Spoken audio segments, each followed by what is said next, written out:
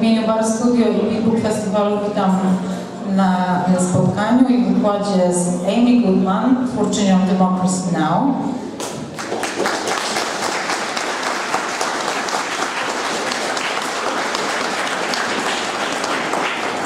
Amy przyjechała do Polski w związku z konferencją klimatyczną ONZ i od poniedziałku razem z ekipą Democracy Now! Niezależnego, globalnego programu informacyjnego, który ma formę i telewizyjną, i radiową, jest nadawany w 35 krajach, ponad 1000 stacji telewizyjnych i radiowych.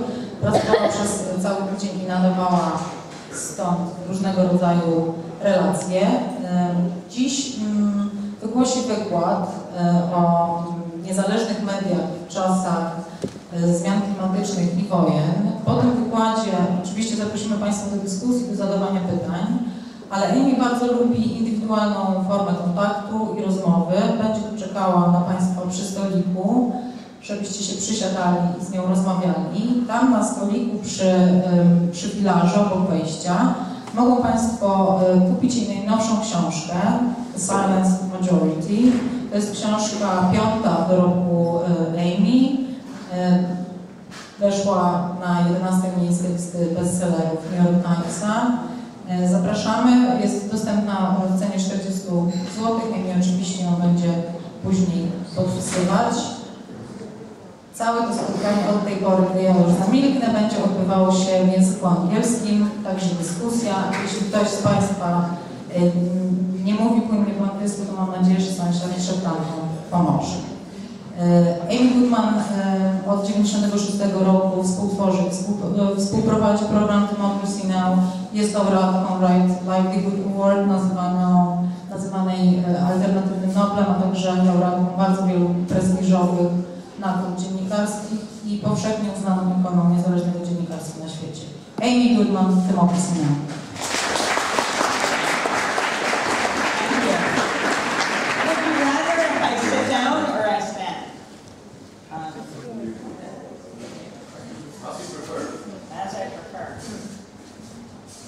Well, it is such, I was just wondering if this tape recording, is it okay if I stand? Yeah, okay. As a person who records, I have a lot of respect for the people who do this.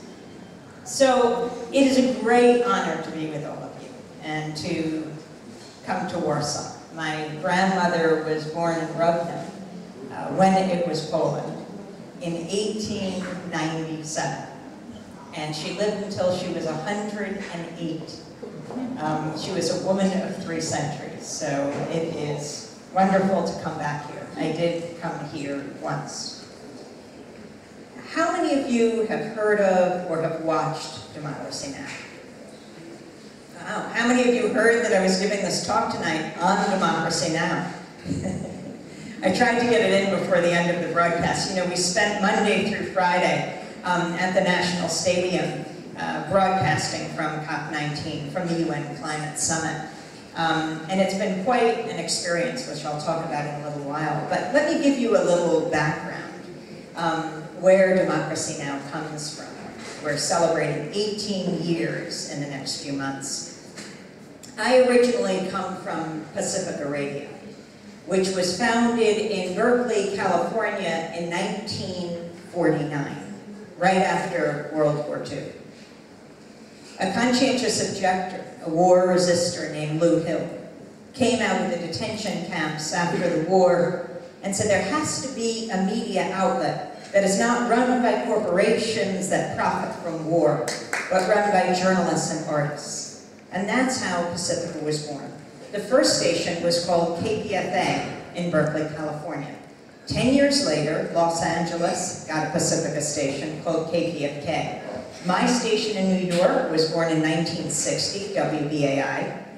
WPFW in Washington, 1977. KPFT in Houston went on the air in 1970. Those are the 5 Pacifica radio stations in the United States. Now, KPFT in Houston is a very interesting radio station because it's in the middle of the petro-metro, as we call it, right? The oil capital of the United States.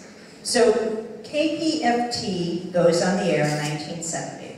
And within a few weeks of broadcasting, the Ku Klux Klan, who all of you know what the Ku Klux Klan is like, maybe a little like the neo-Nazis here. The Ku Klux Klan strapped dynamite to the base of the transmitter, and they blew the transmitter up.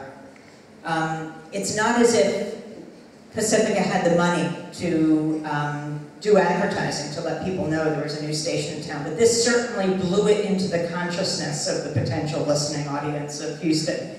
They got back on their feet and they started broadcasting again. It was right in the middle of Arlo Guthrie singing Alice's Restaurant that they blew the station up again. Now, I can't remember if it was the Exalted Cyclops or the Grand Dragon, because I often confuse their titles. Those are the names of the heads of the Ku Klux Klan, and also the Cyclops. But he said it was his proudest act. I think that's because he understood how dangerous Pacifica is.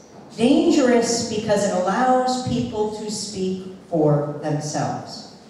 And when you hear someone speaking from their own experience, whether it's a Palestinian child or an Israeli grandmother, whether it is an uncle in Afghanistan or an aunt in Iraq, it breaks down stereotypes and caricatures that fuel the hate groups. I think the media can be the greatest force for peace on earth.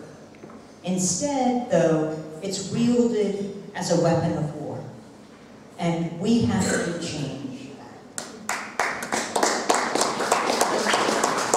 Let me give you an example of how, at least I can talk about the media in the United States. I want to go back to the Iraq War, 2003, 10 years ago. It's something that you're all familiar with here because Polish soldiers also fought there. Part of the coalition of the willing, or as some put it, the coalition of the killing. It's 2003. The U.S. is divided whether the U.S. should go to war or not.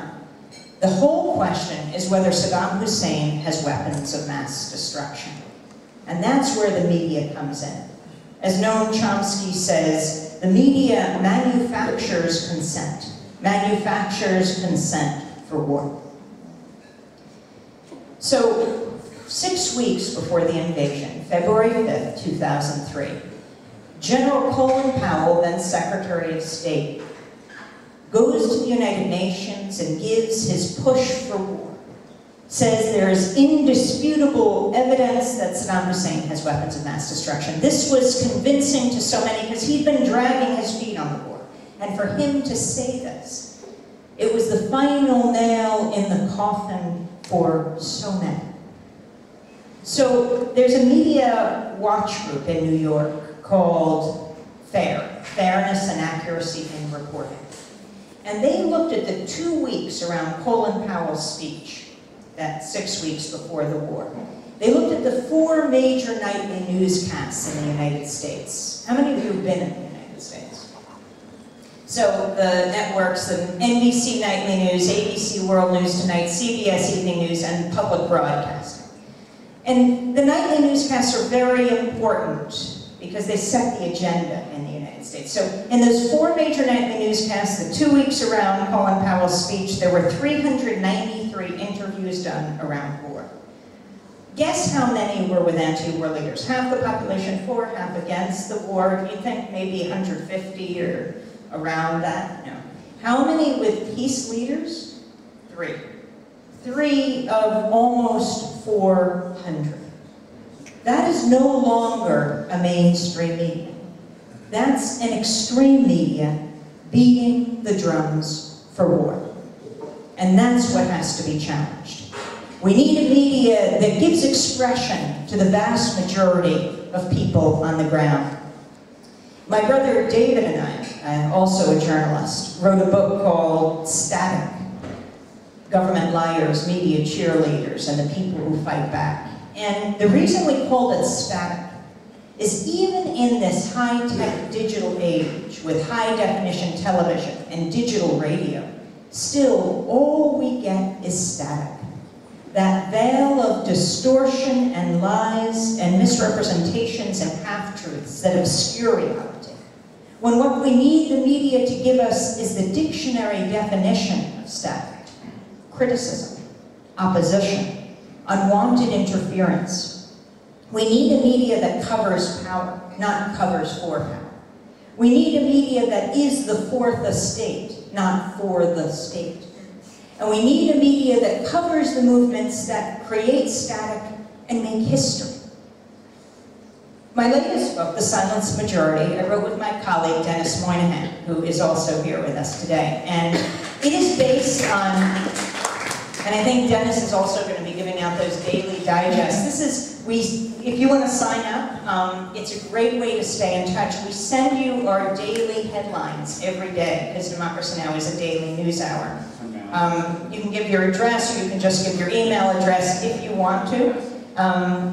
And it's the way the audience builds all over the country and around the world to get independent information. So Dennis and I chose the title, The Silenced Majority, because I really do think that those who are deeply concerned about war and peace, those who are concerned about the growing inequality between rich and poor in the United States and around the world, those who are concerned about climate change, about the fate of the planet, are not a fringe minority, not even a silent majority, but the silenced majority, silenced by the corporate media, which is why we have to take it back. Now, Democracy Now! Began almost 18 years ago.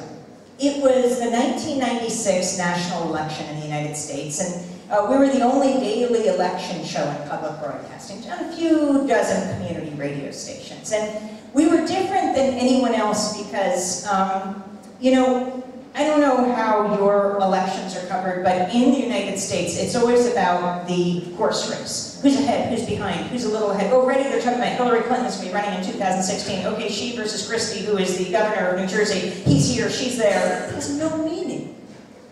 What counts, what does have very serious meaning, is what they represent. So rather than going state to state in the United States like the rest of the media to talk about the horse race, we went to find out what people do in their communities. You know, most people in the United States didn't vote, even though, you know, they're supposed to be free and open elections. Most people didn't vote because they're apathetic. I didn't think so. I thought it was because they were involved in other ways, and maybe they thought there wasn't a big enough choice, that their vote didn't matter. Perhaps that the Democratic and Republican parties were captured by the corporations. That's what brings the Democratic and Republican Party closer and closer together. The kind of money that swamps our politics today. In the United States, corporations are considered people, and so can give freely and enormously to these elections. It's drowning the politics of our country. And so we went around the country, the election happened, and we thought that the show would be over, but there was more interest after the election than before. And so it's kept on growing. And then September 11th happened, September 11th, 2001. Of course, the attacks on the World Trade Center and the Pentagon, where almost 3,000 people were incinerated in an instant. And there we were, very close to Ground Zero, the closest national broadcast to Ground Zero. We were going on our first TV station that week. A local TV station asked if they could start broadcasting the radio show Democracy Now! And radio is closest to my heart. It's the most imaginative media. I said, as long as it doesn't interfere with the sound. And they said, no, it wouldn't. And this is just coincidentally at the same time that this horrific event took place. And so that morning, of course, I'm sure the world will never forget, September 11th. It was 8:47 in the morning. We broadcast from an old firehouse that was turned into a media center. And we broadcast 8 o'clock every morning. And we broadcast from here at 2 in the afternoon at the same time. You can check out Democracy Now! Any day at 2 in the afternoon, but any time, all day, all night, because we post it online at democracynow.org. It's an amazing website, and I hope that you go to it each day, or at least maybe for the first time tonight, and get a sense of what we're doing, the kind of news we're bringing you. So then, though, we broadcast at 9 in the morning. 8:47, the first plane hit the first tower of the World Trade Center. We didn't know what happened. We were in the garret of this firehouse. Our show began at 9 o'clock, and the second plane hit the second tower at 9:03, right when we had begun. Now, we were doing a special that day between terror and September 11th, 1973. The day Salvador Allende died in the palace in Chile as the Pinochet forces rose to power. Sadly, the US-backed Pinochet forces, the Nixon-backed Pinochet forces, the Kissinger-backed Pinochet forces, the ITT-backed Pinochet forces, and Pinochet rose to power. He ruled for 17 years, killing thousands of Chileans and many others. September 11th, it's not the first time that date was connected with terror in New York, in Washington, even in Chile. September 11th, 1990, the Guatemalan anthropologist Myrna Mack died at the hands of Guatemalan security forces. Sadly, US-backed Guatemalan security forces. September 11th, 1977, in South Africa, Steve Biko.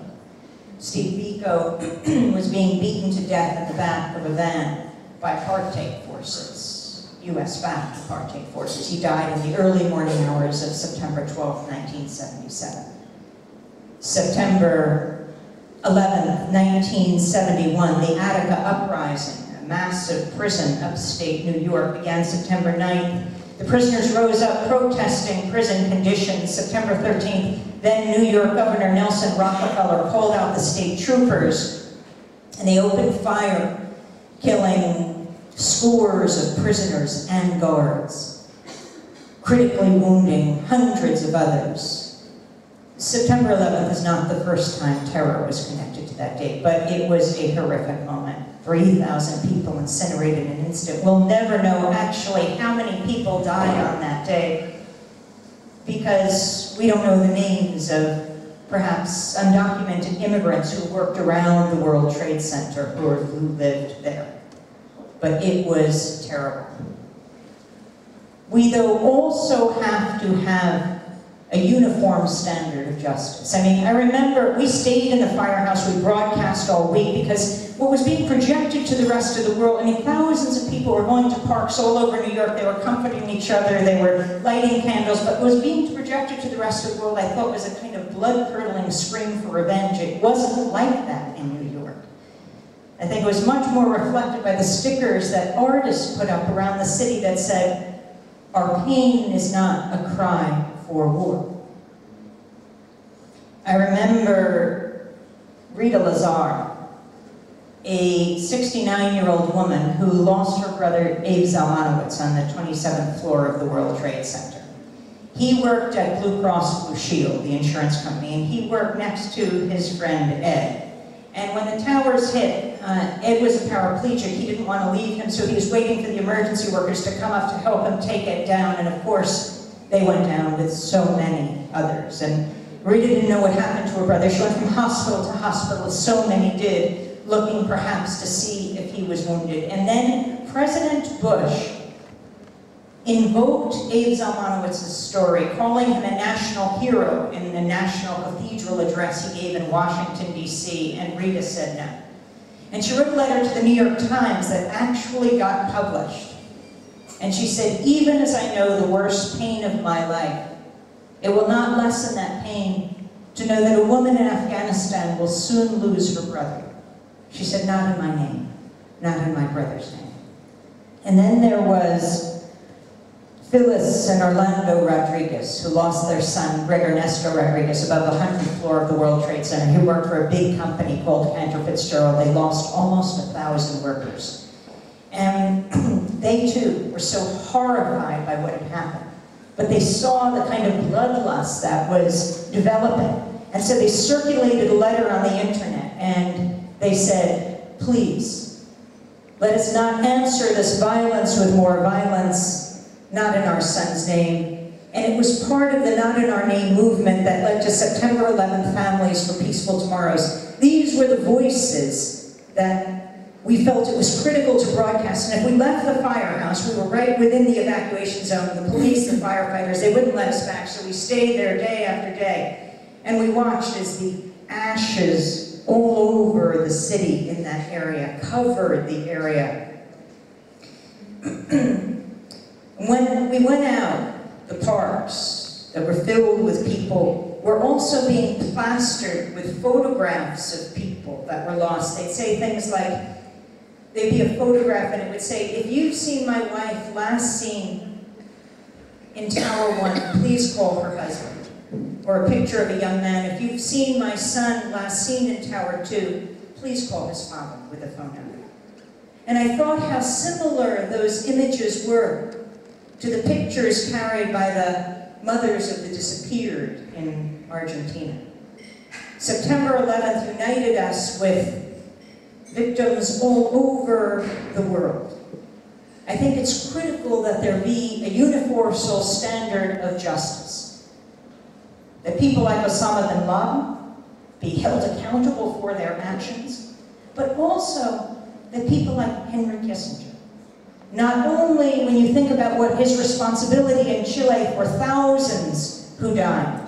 In Chile and Argentina, the dirty wars where tens of thousands of people were killed. In Vietnam, millions of Laotians and Vietnamese and Cambodians, not to mention 55,000 US soldiers. And in East Timor, I don't know how many of you know about East Timor, the Indonesian occupation of East Timor, that one of the worst genocides of the late 20th century. But it was Henry Kissinger, Secretary of State, with President Ford, December 5th, 1975, who went to Indonesia, to Jakarta, to meet with Suharto, the long-reigning dictator, gave the go-ahead for the invasion. Indonesia invaded December 7th, 75. They closed off the country, and they killed off a third of the population of East Timor. Yes, East Timor, Argentina, Chile, Vietnam, Laos, Cambodia. I think Henry Kissinger, if all things were fair, should also be tried. So it was very sad this past September 11th, when the US was considering striking Syria, that Secretary of State John Kerry, well known for his anti-Vietnam War activism, you know, he was a soldier in Vietnam, came back and then spoke against the war, that on September 11th, he decided to meet with Henry Kissinger as an elder statesman to get counsel about whether to attack Syria. I think he would be better served to talk to, someone like Juan Garces or Baltasar Garzón, these Spanish judges and lawyers who for so long tried to hold Pinochet accountable, not to stand with someone who should be tried for war crimes. It is so important there be a media that asks questions, that challenges those in power. It's our job. In the United States, journalism is the only profession that is explicitly protected by the US Constitution, because we're supposed to be the check and balance on power. You know, journalism essential to the functioning of a democratic society. I see the media as a huge kitchen table that stretches across the globe, that we all sit around and debate and discuss the most important issues of the day. War and peace, life and death. And anything less than that is a disservice to the servicemen and women of our country. You know, they can't have these debates on military bases. They rely on us in civilian society to have the discussions that lead to the decisions about whether they live or die, whether they're sent to kill or be killed. Anything less than that is a disservice to a democratic society. So, Democracy Now! once it went on television, more TV stations around the United States started to ask if they could broadcast Democracy Now! And I felt, it was breaking news. I want to just put the video cassettes in the mail. That's how long ago it was. So we sent them by FedEx.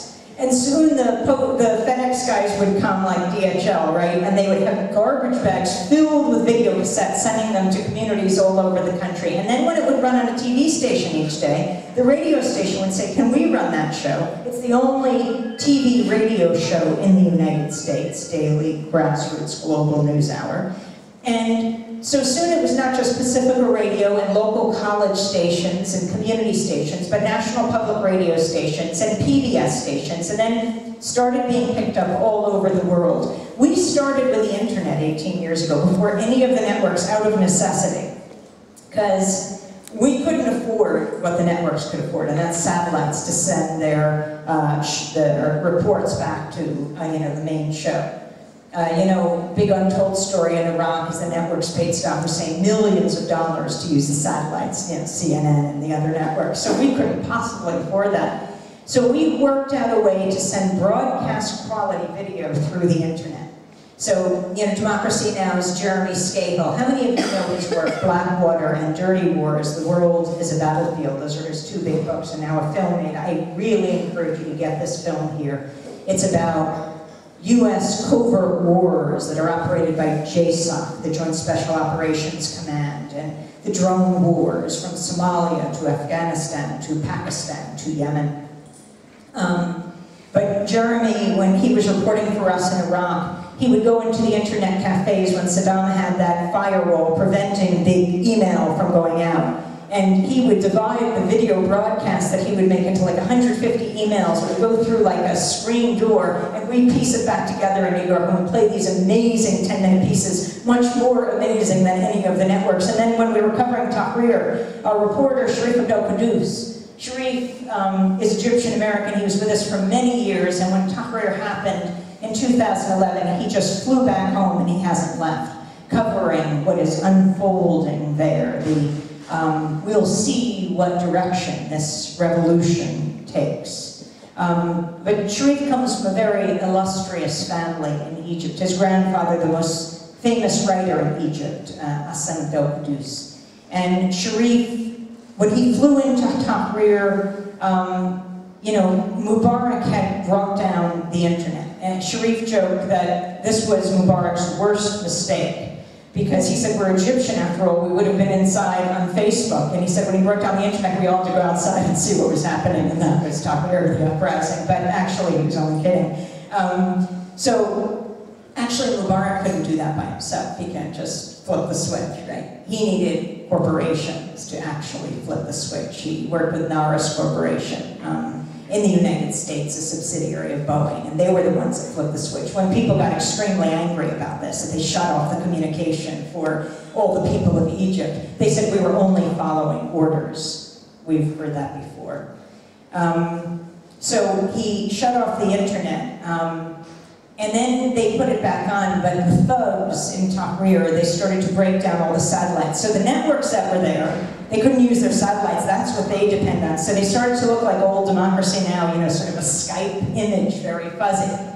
But that was very different from our reports, because Sharif was in Tahrir, and Hani Massoud, who is my colleague, who is one of my 9 colleagues who came with us to do this broadcast here, also Egyptian American. He was videoing Sharif's reports, and as Sharif would stay through the night in Tahrir, Hani would go back to the house, and he would put together these reports, these interviews, and you would meet the people of Tahrir, not the pundits, And the networks in the United States, they have so many resources, and you see the same pundits on all the networks. This small circle of pundits who know so little about so much, explaining the world to us and getting it so wrong. But there was Sharif in the middle of Tahrir, and you would meet, 79-year-old Nawal Saadawi, right? The famous feminist who ran for president. She'd been imprisoned under Sadat, she'd been exiled under Mubarak, and she was holding salons before Tahrir, telling young people when they were very discouraged, we will win, we will win. She's also a great author. or Adef Sawef, who wrote The Map of Love, or the young high school student who was putting out Voices of Tahrir, a newspaper, in the shadow of the state media building that had spewed so many lies for so many decades. And here were the voices of this revolution. I could have been your aunt, your uncle, your mother, your brother, your sister. And that's why it's so important to have a people's media. Not just the bird's eye view, though that was very impressive, of looking at Tahrir, but who are these people? What makes this accessible? It's made up with people like you, and not like you, all over the world. And we need a media that reflects that majority, not just the minority elite, and I'm not talking about people of color, that minority elite in the United States that we so often hear. And so Sharif would send these reports back, Connie would put them together and send them through the internet. And we would be sending these we would be broadcasting these amazing 25-minute reports where you would meet the people of Tahrir as the networks had the anchors on that fuzzy Skype. It's a commitment to the voices of people. And I don't just say a commitment to the truth. I don't necessarily think there is one truth, but I think it's important to hear different people's truths, to start a dialogue. That's what's critical.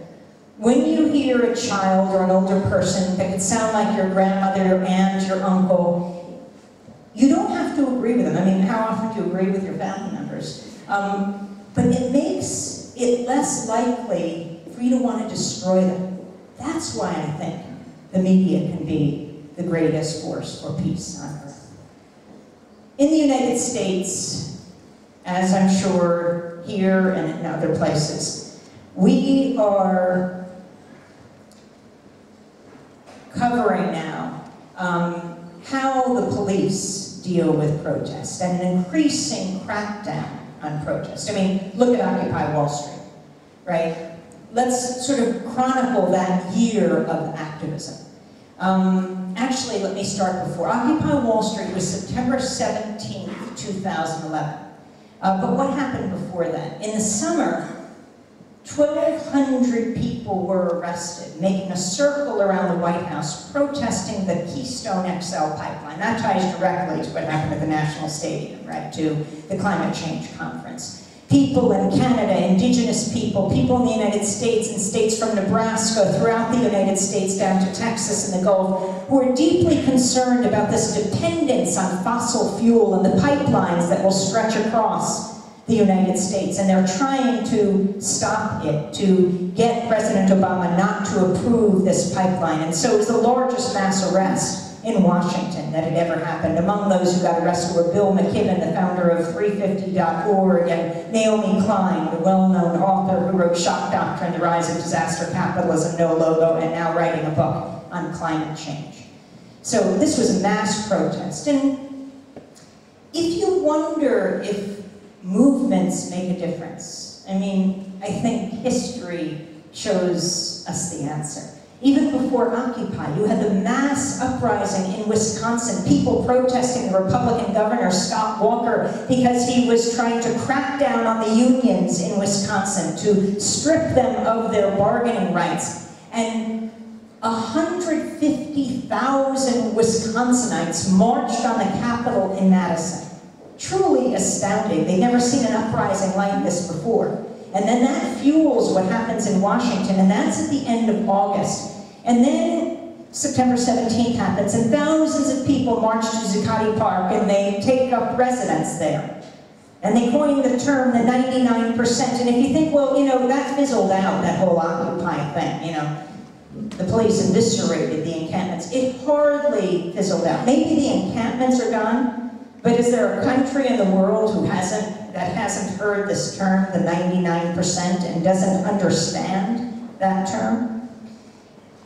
And another criticism of Occupy was that people had so many different concerns. They were carrying signs for the Keystone XL, they were carrying signs for the 99%. They were carrying signs that said, I am Troy Davis.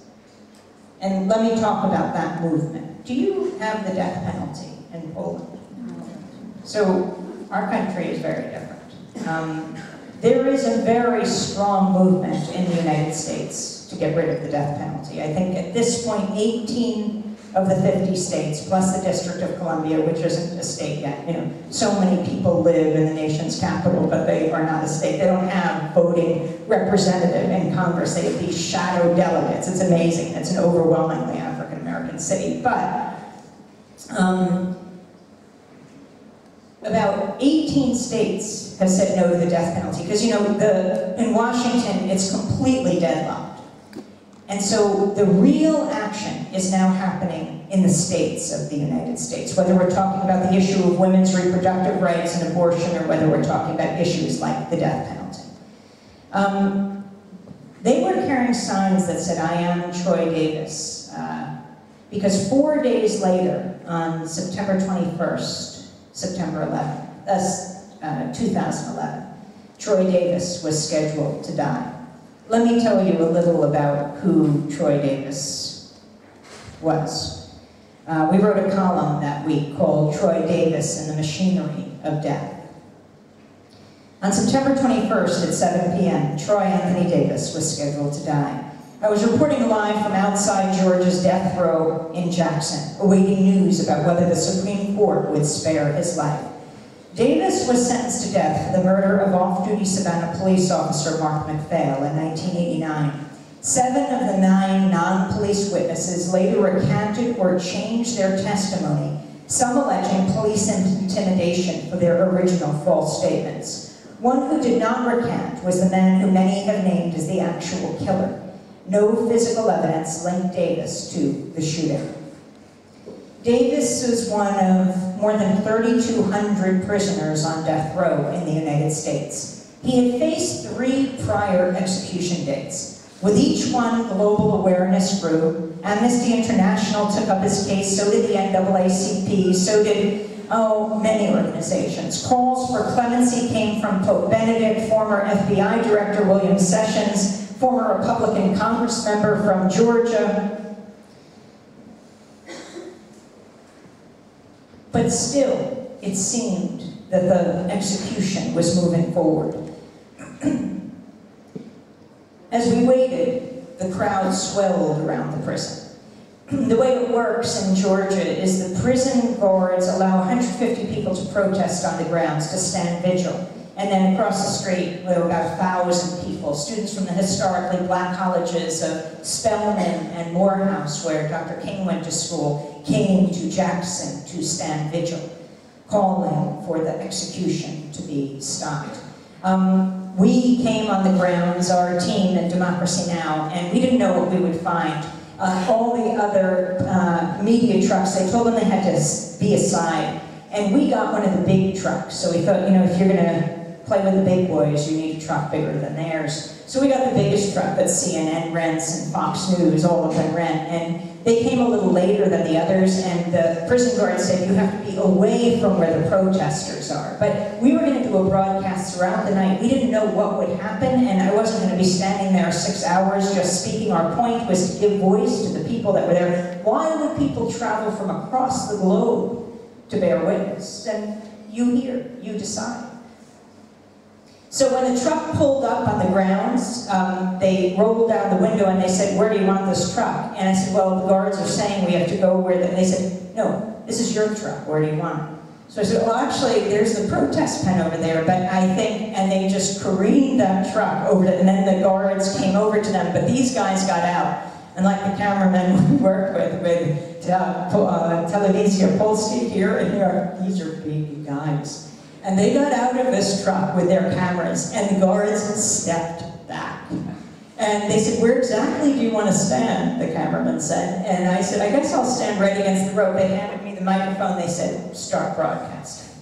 And we did, live from death row. And we didn't know what would happen. We started at 6 in the evening, 7 o'clock, Troy Davis was scheduled to die. So,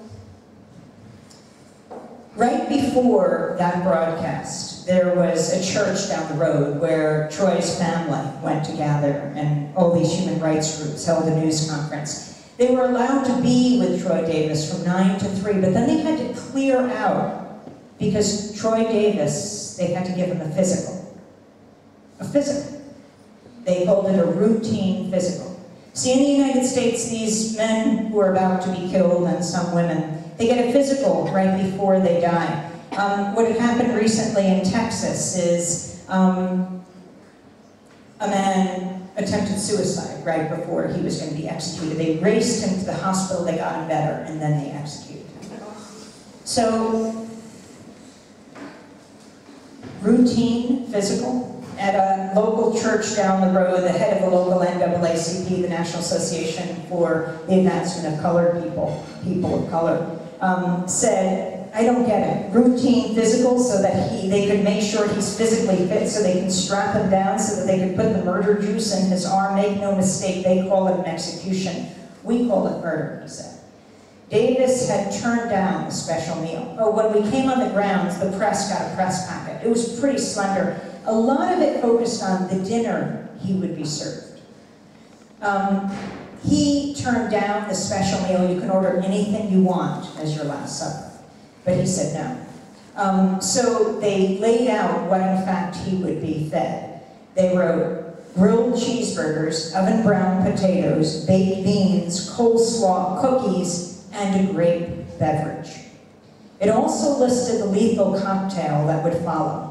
Pentobarbital, pancuronium bromide, potassium chloride, and Ativan, in parentheses it said, a sedative. The pentobarbital anesthetizes, the pancuronium bromide paralyzes, the potassium chloride stops the heart. Davis refused the sedative and the Last Supper.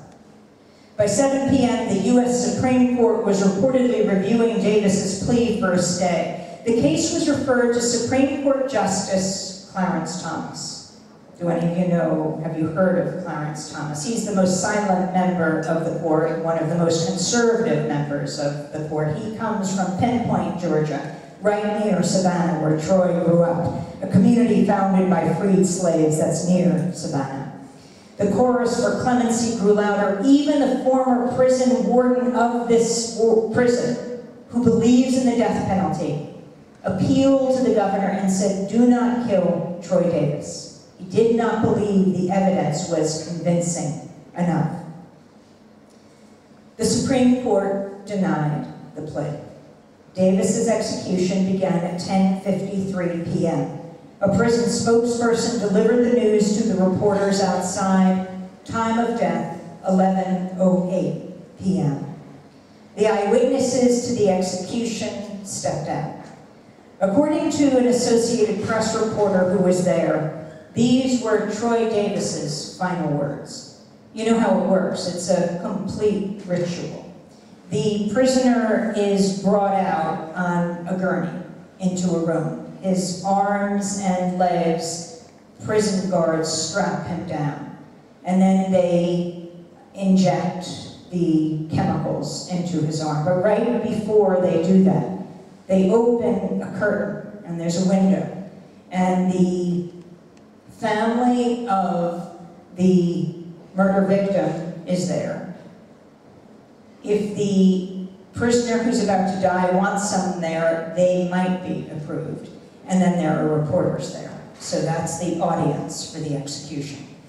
So the reporters were there, and according to the Associated Press, Troy Davis's final words, he first looked at the victim's family and said, I'd like to address the McPhail family.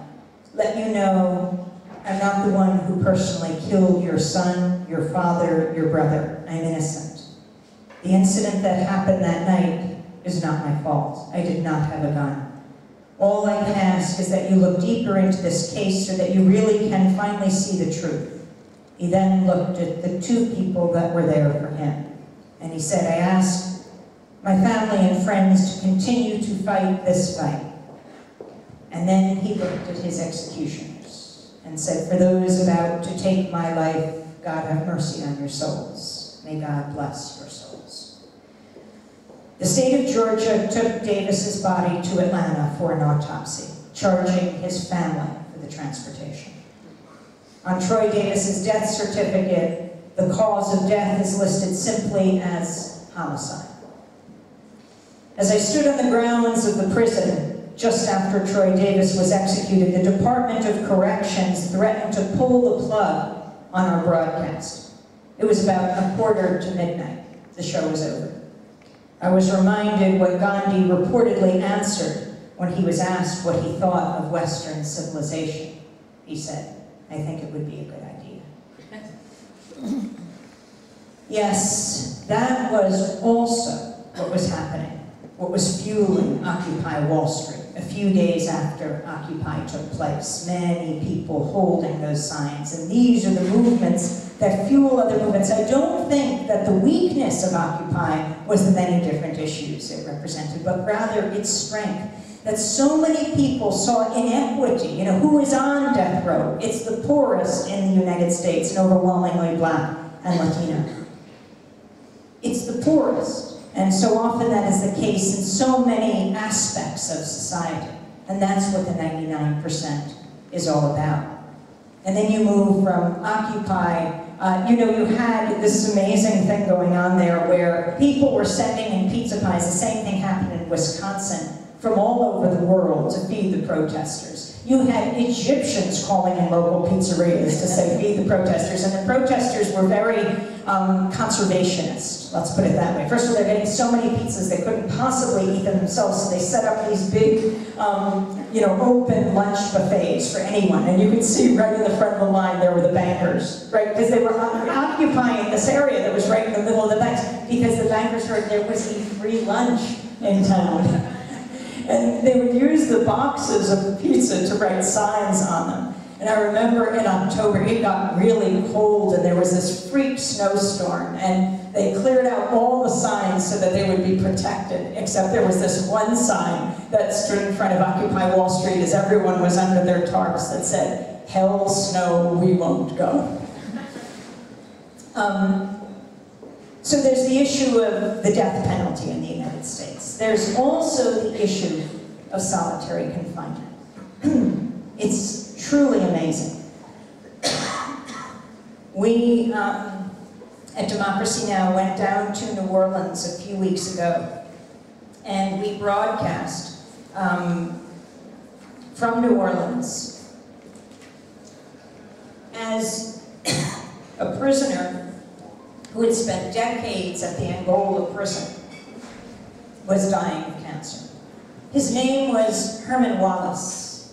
He had been in solitary confinement in the United States for 42 years. Not to be confused with death row, though you could confuse it, because a lot of that time he'd be on death row just to be in a solitary cell. 42 years. Why?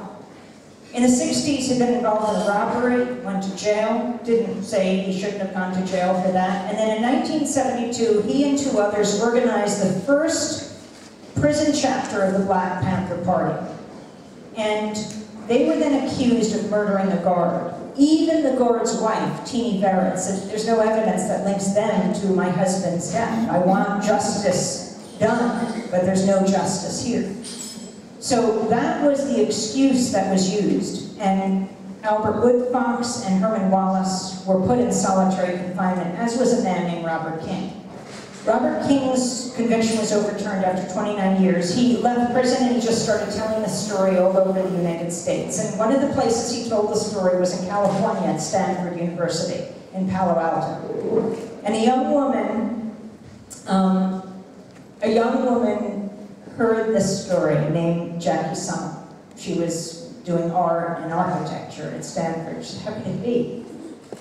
At that time, it might have been 32 years. This man has been held in solitary confinement. And so she started to write to Herman Wallace. And she was trying to think, what could she do? He thought she was crazy, Herman Wallace, in prison. By the way, he was in prison for most of that time in a place called Angola.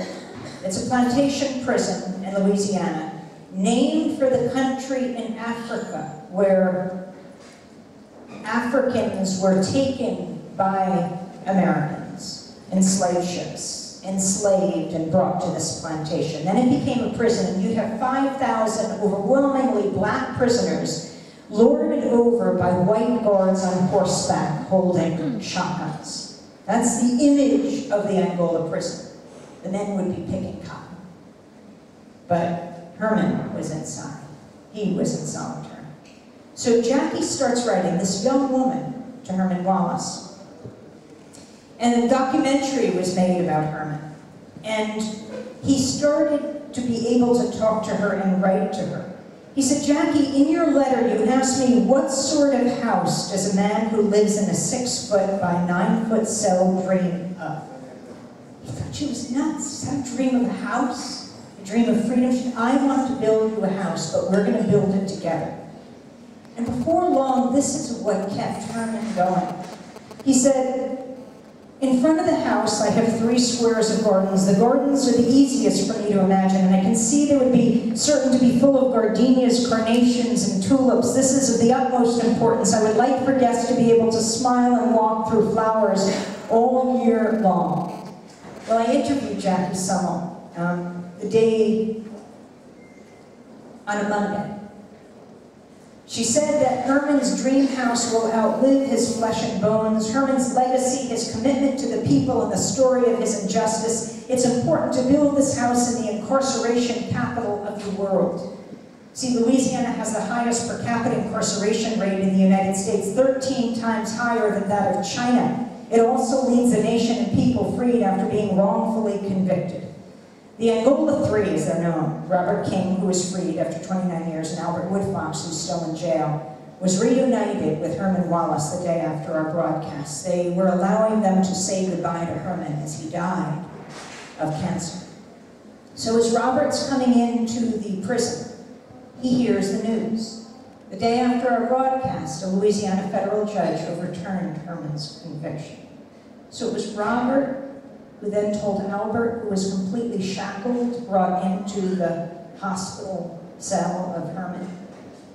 It was they who broke the news to Herman. Albert bent over him in his shackles and kissed his forehead and said, Herman, you will be free soon. The prison warden refused to release Herman. These are his dying moments. And the judge was so furious, he said he'd hold the warden in contempt. I guess imprison him in his own prison. And so they brought an ambulance up to the prison, and there was Herman brought out on a gurney. Herman had dreamed of getting out of prison for so many decades. He said, I would get to the front gate, there's a whole lot of people there, I was dancing my way out, I was doing the jitterbug, I'd turn around, I'd look, there are all the brothers in the window waving and throwing the fist sign, it's rough, man, it's so real, I can feel it even now, he said in the documentary when he had the breath and the strength to say this. But now instead, he was brought out, strapped on a gurney, brought to New Orleans and to a hospital and then to the house of a friend. A day later, the state of Louisiana appealed and said they would recharge Herman Wallace. But the next day, Herman Wallace died. He was free after almost 42 years in solitary confinement. He died a bittersweet death. He died a free man. But this all can change. In California, they've been holding a hunger fast throughout the summer at the maximum security prisons. The prisoners who are the least strong are the most strong. There are movements of people on one side of the bars and the others. And it's absolutely critical that we have a media that covers these movements. And they express themselves in all sorts of ways, and we need a free media. My colleagues and I cover all the conventions, the Democratic and the Republican convention during each presidential race. And in 2008, we went from Denver, where the Democrats were, to Minneapolis, St. Paul, where the Republicans were holding their convention. And there is mass protest outside. Think about 2008. It's still in the midst of the Iraq and the Afghanistan wars, whether it's Democrat or it's Republican. The wars continue, as we see under President Obama with Afghanistan. So it was September 1st that the Republican convention began. And we started in the morning, the convention would begin in the afternoon. It was a beautiful blue sky day, it was Labor Day. There were 10,000 people who marched for peace, led by soldiers, some in full military regalia, which shows they're very brave because they can get in a lot of trouble. But they knew war, and they knew what they felt was wrong. And they marched, and thousands of civilians marched as well, from St. Paul City Hall to the convention center, where the convention would be held. So we were talking to people, why are you out here, why are you doing this? And then I went to the convention center to interview the delegates. I went to interview delegates from the hottest state, that's Alaska. It was where Sarah Palin came from. We just really learned about her a few days before when John McCain said she would be his running mate. She's the one who said she could see Russia from her doorstep in Alaska. So we were interviewing people. I was there with Rick Rowley, a great filmmaker in Iraq and Afghanistan. He did the film Fourth World War. He did the film with Jeremy called Dirty Wars, The World is a Battlefield. And we were filming interviews, and then I got a call from Mike Burke, one of my colleagues who was here for the week covering the Climate Change Summit. He said, come quickly to 7th and Jackson, wherever this was. We didn't know St. Paul. You got to get here because Sharif and Nicole have been arrested and they've been bloodied by the police. I said, what are you talking about? I mean, I just left them. It was a peaceful protest. They're in the TV studio digitizing tape for our show the next day. He said, no, you got to get over there fast. So we raced off the convention floor. You have to understand, we go through rings of security. I have the highest level credential that allows me to interview presidents and vice presidents and Congress members, and that's all around my neck. And we race out of there, we race down the street, we get to this corner, it's a big old parking lot, and the police have surrounded the area. They fully contained it. We see people inside. This has happened before. And if you talk to the police, I'm in New York, I saw my colleague Elizabeth Press, who's here, who we worked with for years, and there was one time when she was covering a critical mass demonstration, and it was going through Times Square. Do you know critical mass? It's when cyclists, race through the streets, and the police don't like it because it's not a pre-announced demonstration. They see it as a demonstration. I mean, the tourists absolutely love it. It's an amazing, beautiful, exhilarating, peaceful sight when you have thousands of cyclists moving as one organism through the streets, and the way Elizabeth covers it is, Elizabeth, can you raise your hand? Wherever she is. The way Elizabeth covers, she sets up cameras on her bicycle. And so she's a part of watching, so that's how you get the feel of it. And as they go through Times Square, the police kettle them. They whip up this orange fabric, and it knocks everyone down because they pick it up as their bicycles are coming, and they all get knocked down. So I got a call at that time, and I raced from home and came up to the street and looked for this police with the scrambled eggs. That's the gold braid on the top cop. And you say, please, these are our reporters. Will you release them? And sometimes, if you have a lawyer in the vicinity, they will say, who is the person who is covering this? And point her out in the corner, and they say, okay, you take your bicycle and you can leave. So this is the situation. This is our responsibility to ensure that at least journalists can cover these protests, so these protests can be heard. So I race there, there's a line of police, the area is fully contained, and I come down the line of police, and this is all being filmed. And I stop at one of the police officers, and I say, please, I'd like to speak to your commanding officer. My colleagues have just been arrested. My name is Amy Goodman with Democracy Now!, and we need to have them released. It wasn't seconds before they gripped me through the line, threw me against a car, slapped the handcuffs on, pushed me against the wall, onto the ground, charging me with a misdemeanor, interfering with a peace officer. If only there was a peace officer in the vicinity. I'm looking desperately from my vantage point on the ground. Where's Sharif? Where's Nicole? Sharif is the one who goes on to cover Top Rear.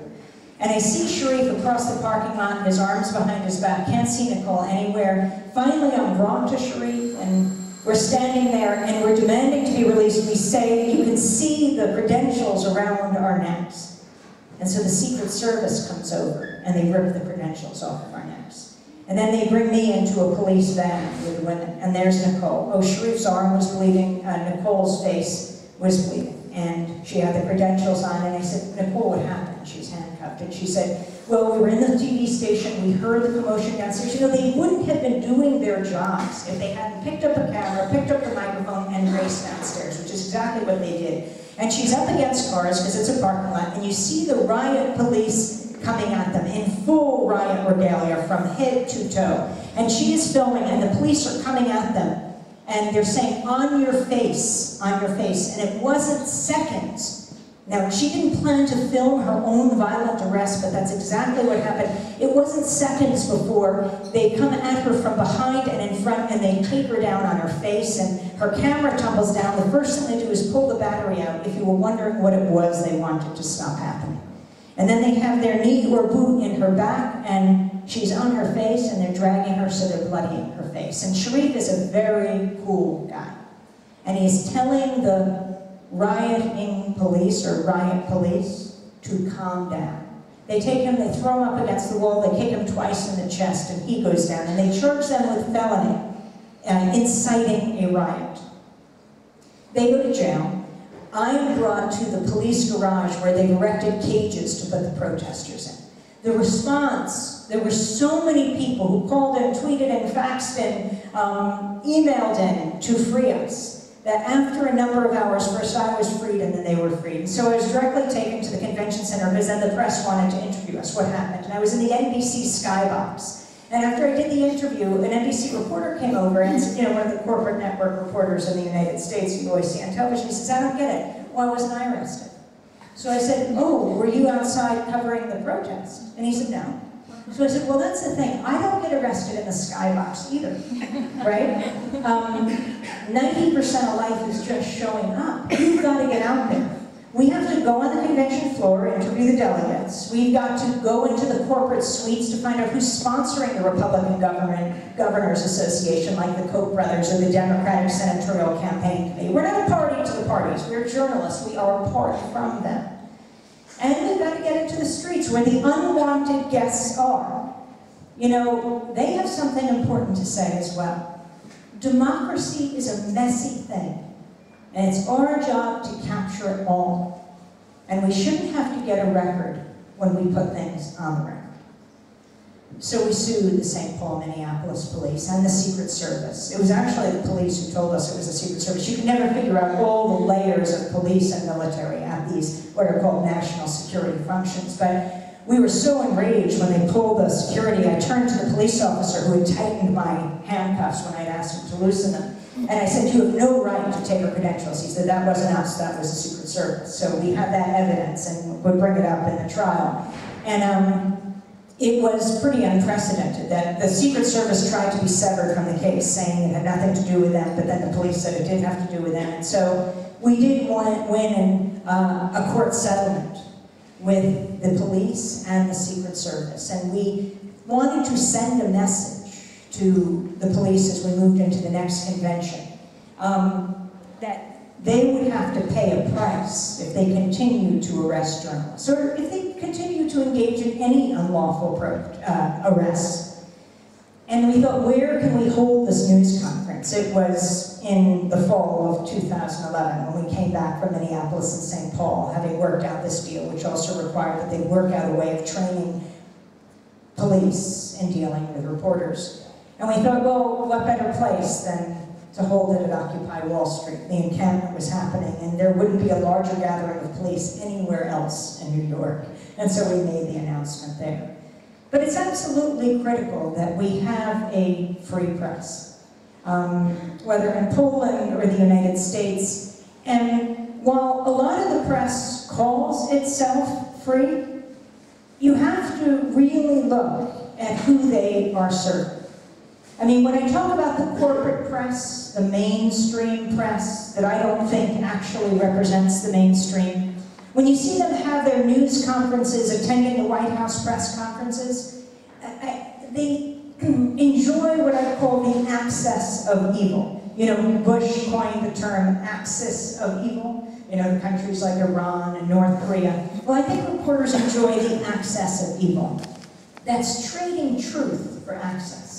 You ask the softball question so that perhaps the next time the president will answer your question, and you can go back and you can rise in your news organization because you got the president to answer your question. But, it's not worth it.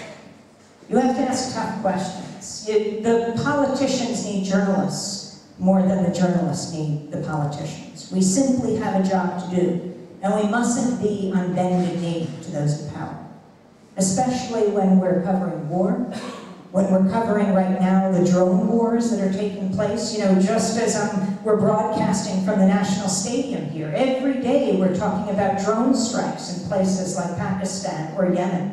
In fact, on Democracy Now! Just a few weeks ago, we brought in a family who had testified in Congress. It was the first time this had ever happened.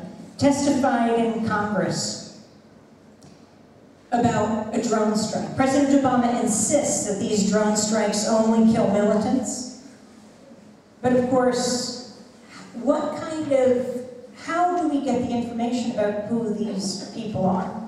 And so once they testified, we brought them into Democracy Now!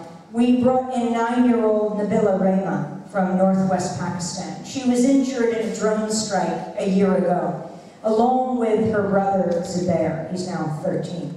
And they came with their father. They were in the village of Gundi Kala. Nabila was injured in this drone strike that saw her grandmother eviscerated before her. Nabila and Zubair were picking okra with their grandmother, and she was killed. When I asked Zubair to describe Amina Bibi, his grandmother, he said, she's not just my grandmother, she's the grandmother of the whole village.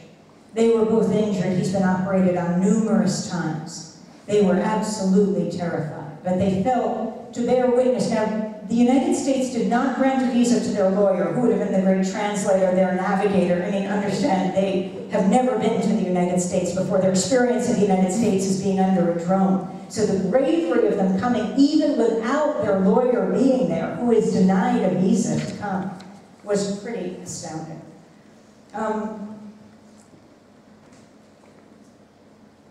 Zubair, when he testified before Congress, this 13-year-old boy, said, I no longer love blue skies.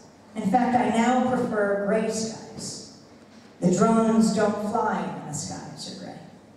And for a short period of time, the mental tension and fear eases. When the skies brighten, the drones return, and so too does the fear. Now, I don't care if you're 90, if you're Republican, if you're Democrat, if you're 14, you hear that, and you begin to identify. And you begin to ask questions. Who are the people who are being killed? And that's our role in the press, to raise these questions. And that's how policy changes. Think about Edward Snowden, what he has done. 29-year-old computer analyst, IT guy, who is a contractor for the National Security Agency. And he starts to see something that he is astounded by. He's this, what's called a patriotic American. He wanted to be in the Special Forces, but in practice he broke his legs, so he wasn't able to be. And he starts to see that he can actually read the email of the president. And he's then getting deeply disturbed because he can spy on anyone, and he sees that the government is.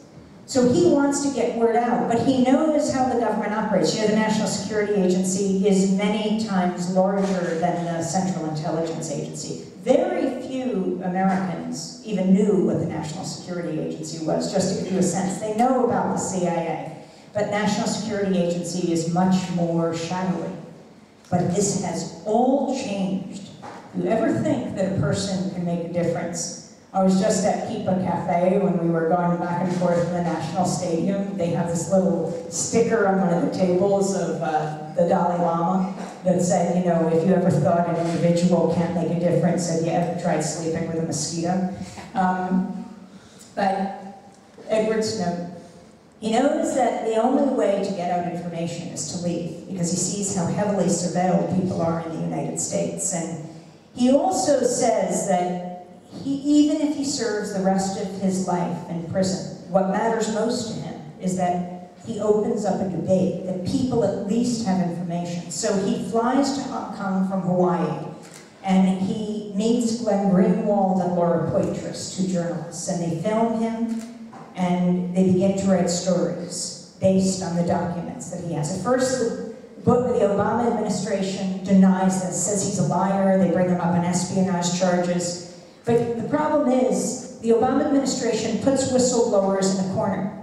Because if they don't have the documents, the Obama administration will deny it. And so they require them to have the documents to release them, and then the administration is forced to admit this. It happened with James Clapper, the head of national intelligence. He speaks before Congress. One of the Congress members says, "Are you spying on Americans?" Before Edward Snowden did this. And he says, he's sort of touching his face, and he says, "No, of course not, we're not." And now I know what it means when Clapper touches his face. I didn't know at the time.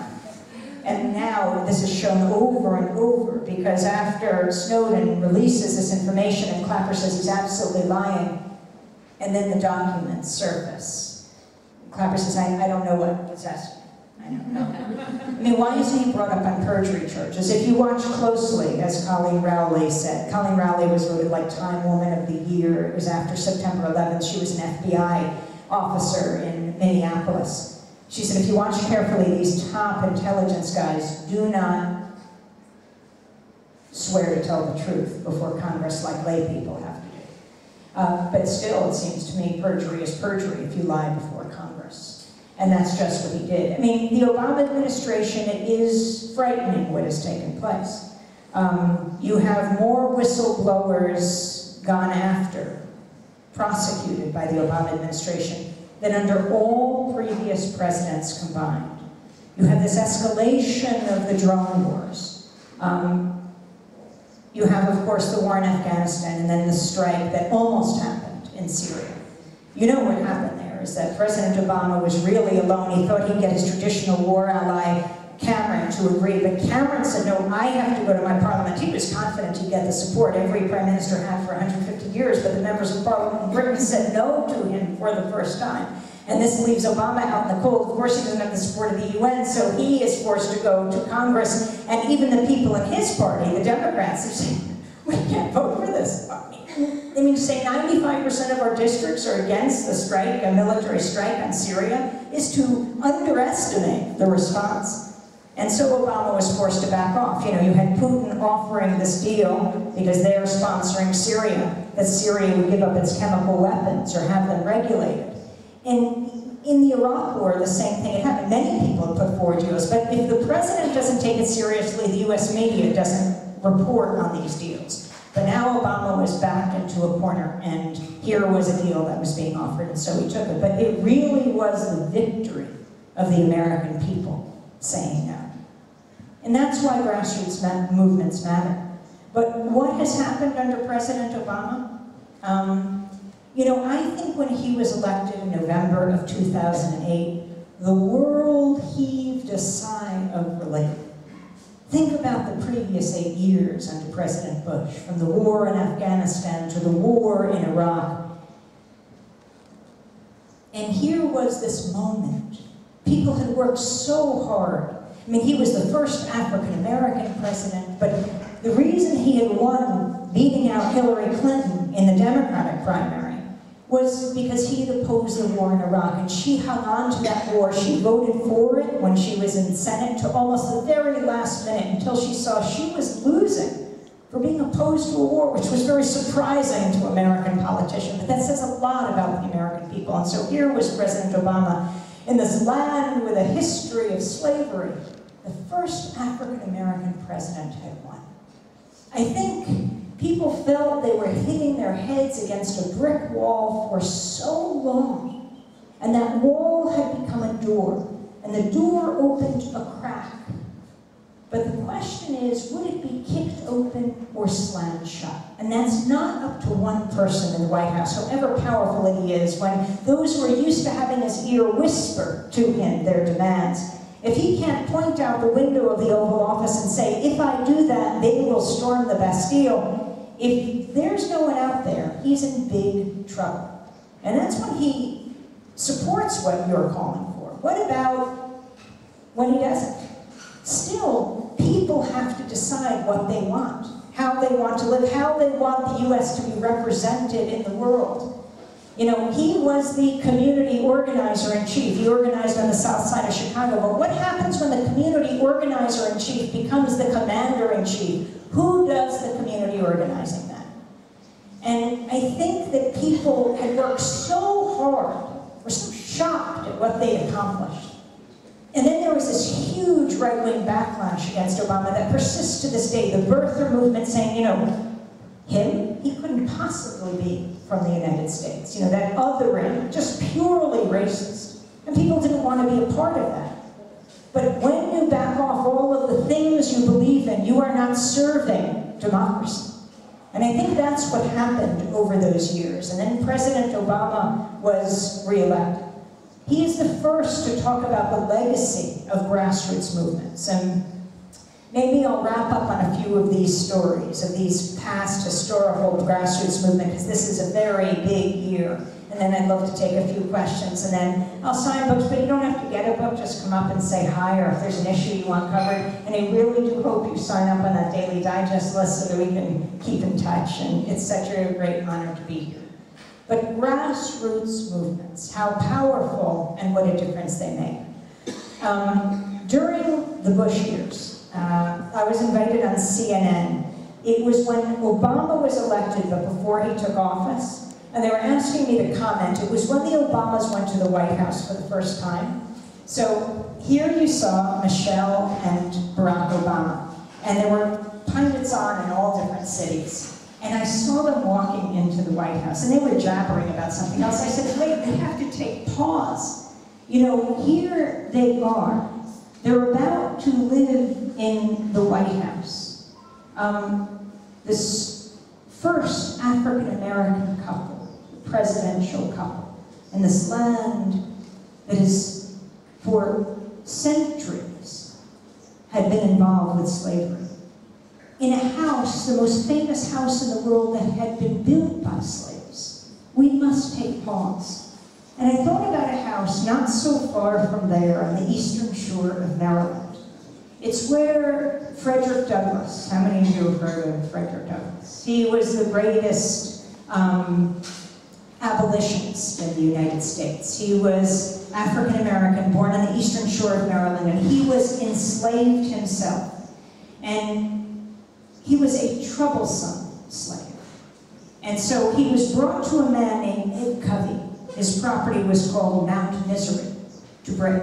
And he beat him and he tortured him. Frederick Douglass fought back, he headed north, and he changed the world. He started the North Star newspaper, and he spoke out against slavery. And the power was he had been a slave himself.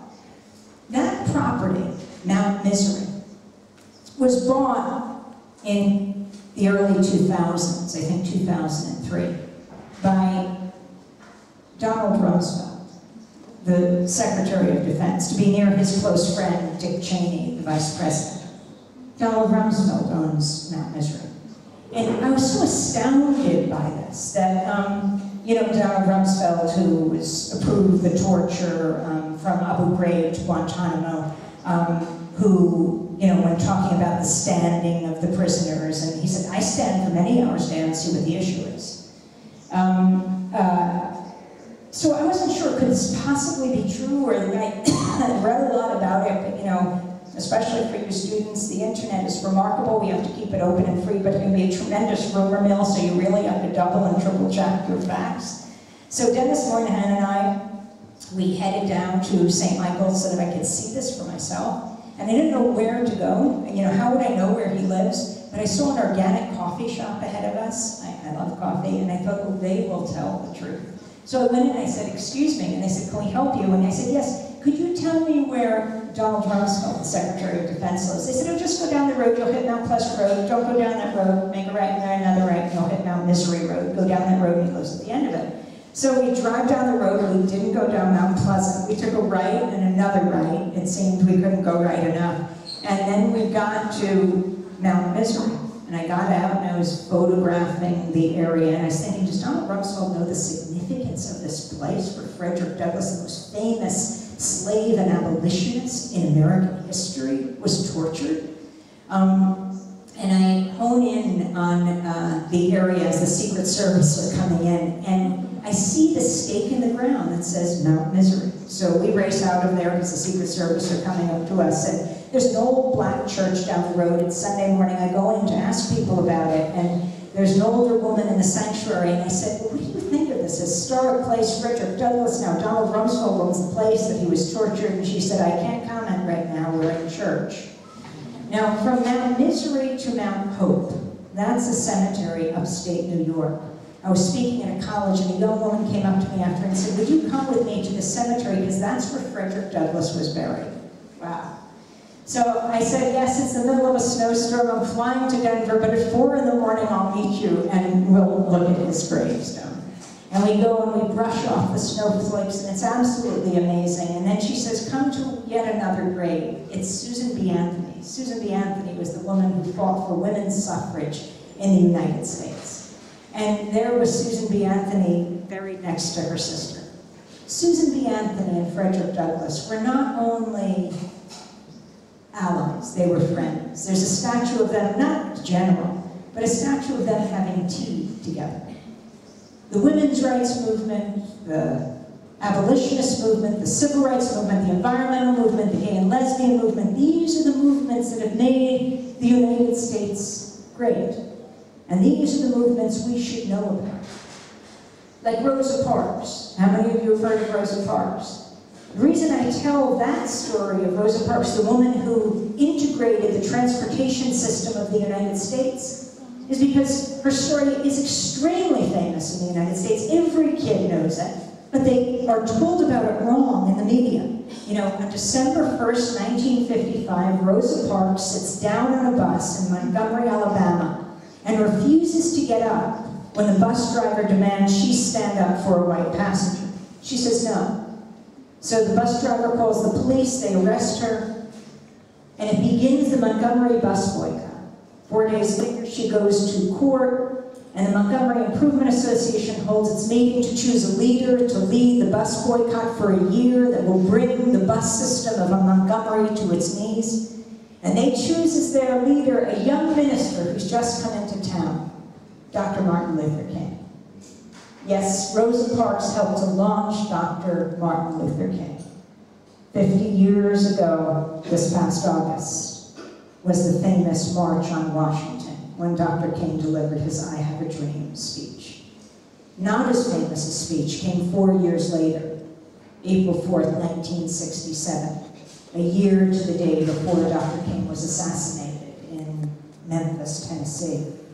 When Dr. King spoke at Riverside Church in New York, in his Why I Oppose the Vietnam speech, even his inner circle said, don't give this speech, Martin.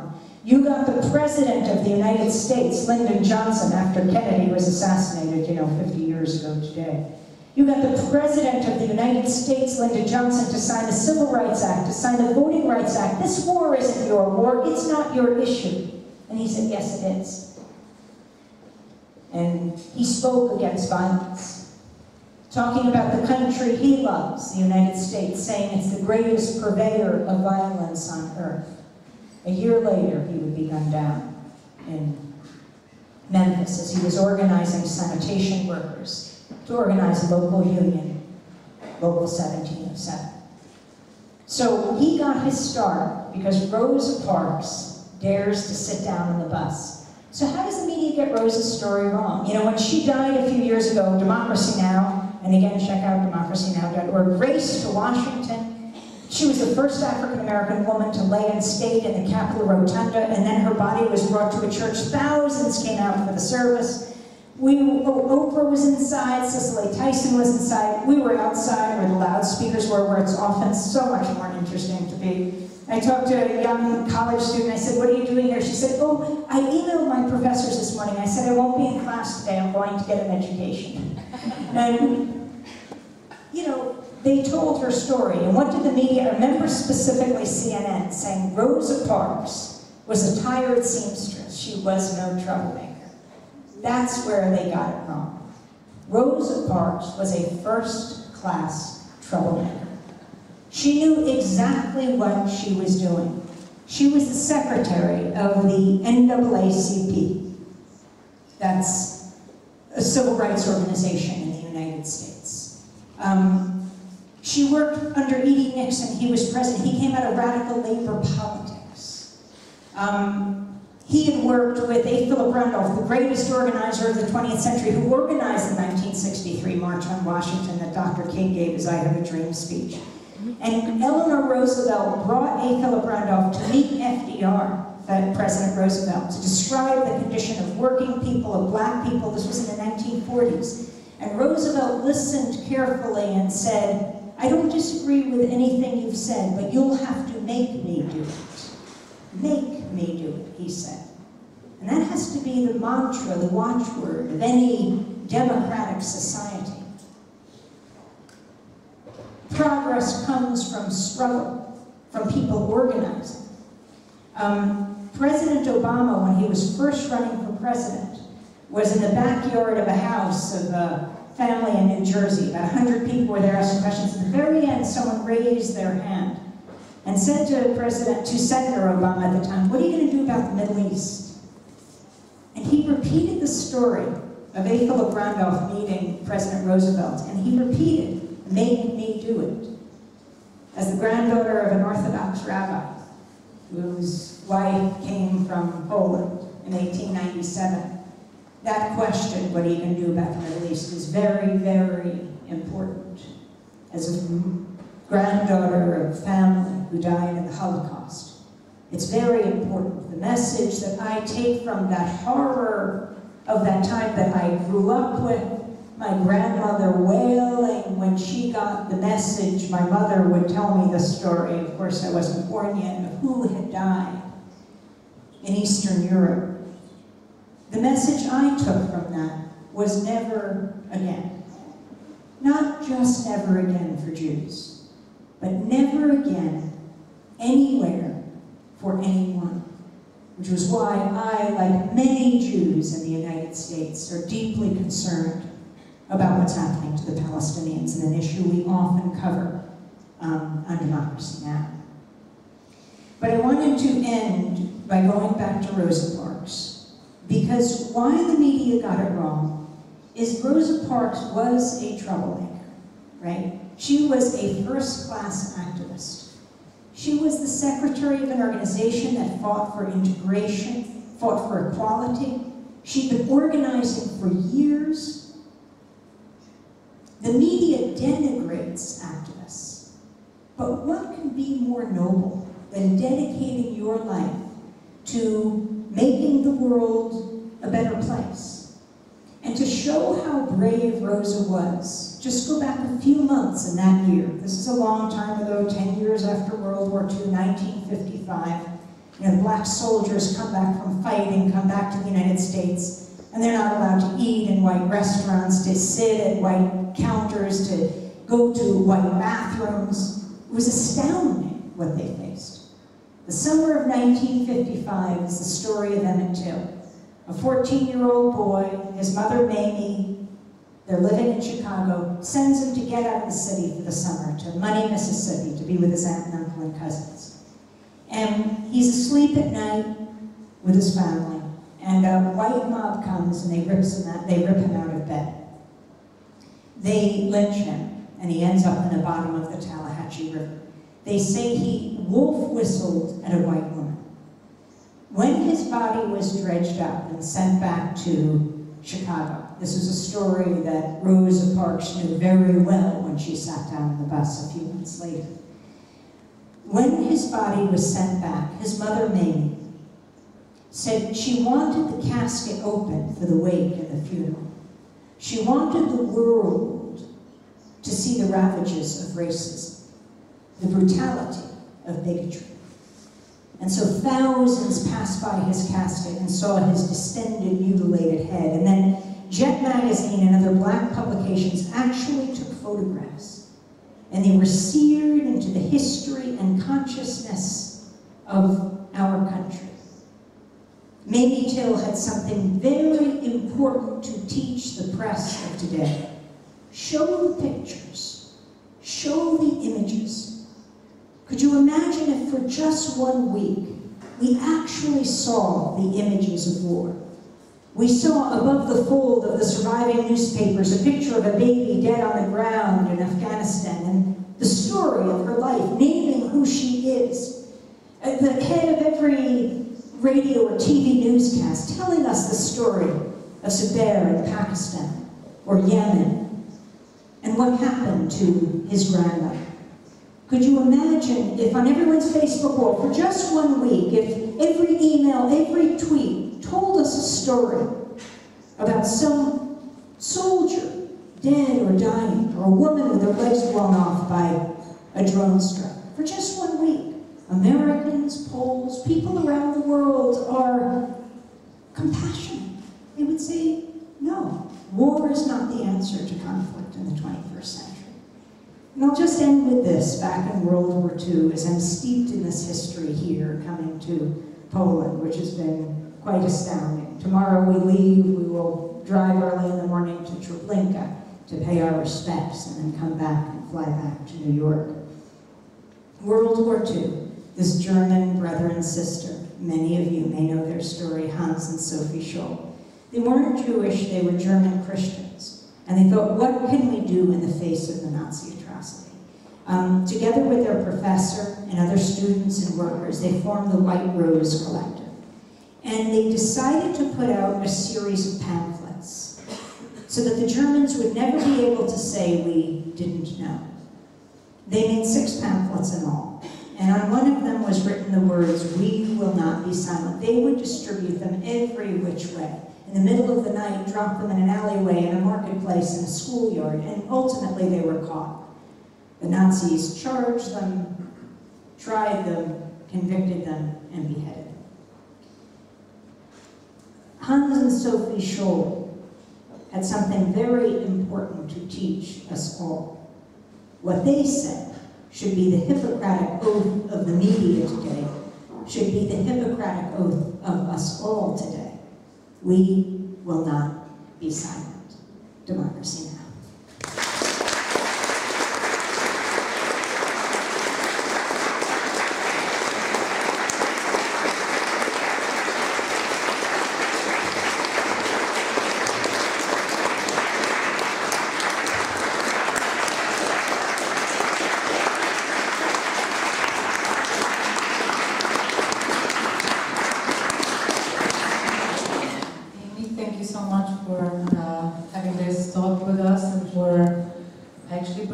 Issues that are really rarely discussed so passionately and so seriously in Poland. Now, we can start having questions and discussing stuff. Is there anyone who would like to comment or pose a question, maybe? Oh, there are hands up here. So I'm giving up the mic, and hopefully you will be willing to answer. Hello. I'm really happy I could be here and listen to your speech. I have a question because you were talking about reaching a certain level of having a media that's independent around the world. And my question is, whether do you see it possible that independent media like Democracy Now! Would become, let's call it a mainstream media, so that it covers I mean, it reaches more people than it does now. And if you think it's possible, do you think there is a risk that independent media that becomes, let's call it independent mainstream media, becomes actually, I mean, that this mainstreamness will take out the independence out of it? Well, again, I'm not sure who turns on. Oh, there. I think independent media is the mainstream media. And, you know, in the United States, Democracy Now! Has a larger audience than any of the network shows. Because we're on television, we're on radio, we're on the internet, millions of people access our show. There isn't something else like that. And I think that is a testament to the hunger for independent voices. And I do think it should be the model. All over the world. Not sponsored by the state, not sponsored by corporations, but independent and supported by listeners and viewers and readers who are committed to getting independent information, not agreeing with everything and bring out all sorts of points of view, but really want to get media without a corporate agenda. And I do think that is a great model everywhere. Before we go to the second question, let me just tell you good news that the prices of the books, of the book that Amy has from has just gone down to 30 seconds. I didn't even know what it was. Also, speaking of great news, Democracy Now! Is going on Polish Radio External Service, DAB channel, Tuesday through Saturday. It's going to broadcast every day here in Poland. So this flyer gives you that information. And we have about 1,000 of these flyers, so if you want to take them and drop them in coffee houses and at your school and your workplace, and let people know, and also just how to access democracynow.org. And you can see our coverage this week from here in Poland. It really was fascinating, very, very important what took place here, as much outside of the organizing that went on outside as it did inside. Some of your guests are here. Yes. Pascal. Hi, Pastor. Hey, I'm Surya from Nepal. I so admire that you do what you do, and you do it with passion. And you've done it for a long time. Do you get tired? One day. Another thing, I've tried to put my frustrations into production, and I currently am trying to walk a path similar like yours. And it seems very difficult. It seems very frustrating, trying to put frustration into production. Are you doing it in Nepal? I'm doing it in Nepal, and I'm also doing it at an international level. So it's like two things. How do you keep up? Well, I work with an amazing group of people, and that's absolutely critical. To work with, in my case, it's my own media heroes. And we're kind of brain trusts that work together and move around, and I have such respect for them and what they do. So we work our workplace is a very supportive environment. I am deeply inspired by the people that we cover who don't give up. That's what gives me strength. That's what takes away exhaustion when we're a little tired, is that people keep going. I'm always amazed by that, and I continually learn from the people that I cover. Yes. Hello, my name is Catherine. I have a question. Actually, it was our organization to listen about the information that you collect from different people and what would happen with them in the United States. But in case, speaking about the free media, I guess, so do you know Anna Politkovska? Do you ever heard about this person? Yes. And how can you speak about free media, actually, in case of what was happening with her?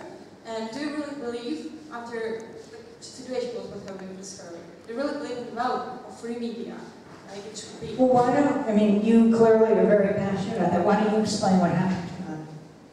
She was assassinated because of she made journalistic research in Chechnya, and she made it really quite good. She made a movie, and it was like a case study out there. So with all of the information, with all of the journalistic methods, and after that she was assassinated by, of course, you understand, Putin, yeah. So, and actually after that, the Russian mass media explained all the situation, of course she was defended the rights of Chechnyan people in Chechnya during the war period, and she was assassinated exactly by that. Yeah. So she was an incredibly brave reporter, and reporters are often on the front lines. In the cases of Iraq and Afghanistan, it's usually Arab media workers, journalists, videographers, who also, the casualties of Mexican journalists among the highest in the world, and in Colombia as well. The price that's paid is extremely high. Hopefully, that is not the price that has to be paid. It is horrible what happened to Anna. We need journalism to show how important it is. You see the price she had to pay, but that doesn't mean we shouldn't have independent journalism. When independent journalism is strong enough, it makes it much more difficult to single out one person. And I think she will contribute to that in the future. Her life and what she did will contribute to independent media being stronger all over the world. Okay, thank you. Thank you. Hi. You mentioned that you are covering things like Yes. the Congress, which is taking place here in Warsaw. I would like you to share your views of what's going on there, whether they are nearing some, important decision for the humanity, for the future of our Earth, or they are perhaps in your duty as simply their time and also our taxpayers' money So let me read a few paragraphs from our column this week. Dennis and I write a column every week, so we had to do it here, and of course it was on the summit. And then I wanted to bring Pasqua up to maybe make a quick comment, who's deeply involved here in what took place. But just giving you a sense of how we try to put everything together and translate for a global audience and also bring back to the United States, but then project out. The United Nations holding this year's climate conference in Warsaw, a city steeped in history. Nicholas Copernicus, the famous Polish astronomer who first posited that the Earth revolves around the sun and not vice versa, is celebrated here. The Frederick Chopin Airport is named for the brilliant composer who lived here. The pioneer in the science of radiation, Marie Curie, the first woman to win a Nobel Prize, she actually won 2, was born here.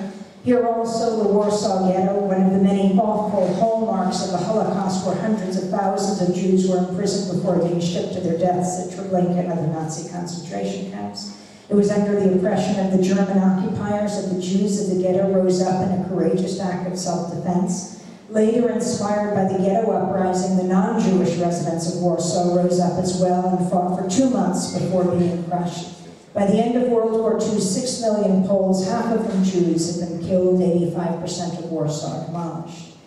This is where the so-called COP19 is being held, the 19th Conference of Parties to the United Nations Framework Convention on Climate Change, the UNFCCC. Sequestered in the new national stadium, thousands of negotiators from the body's 198 member countries hurry through the temporary canvas-walled corridors erected on the stadium's field, along with representatives of NGOs and the press. This year's meeting had a new feature, however, corporate sponsorship. As Pasqua Savino, and I wanted you to come up, Pasqua said, we quoted him in our column, this is perhaps the most corporate climate talks we've ever experienced, not to say the previous ones haven't had a large corporate influence.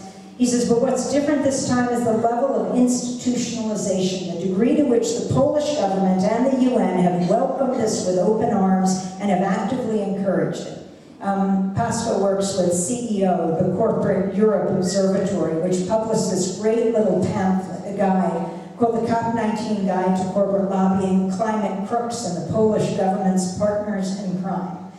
Among them, Pasqua says, are General Motors, known for funding climate skeptic think tanks like Heartland Institute in the United States. You have BMW, which is doing equal things in Europe, trying to weaken emission standards. Lotus Group, the second largest Polish petroleum corporation, has its logo emblazoned on the 11,000 tote bags that went to all the delegates.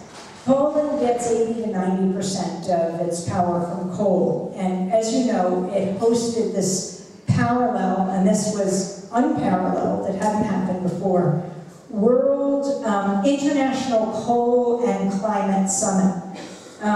Christiana Figueres enraged many climate activists by giving the keynote address. So the other morning we were going over to a scientist news conference in downtown Warsaw.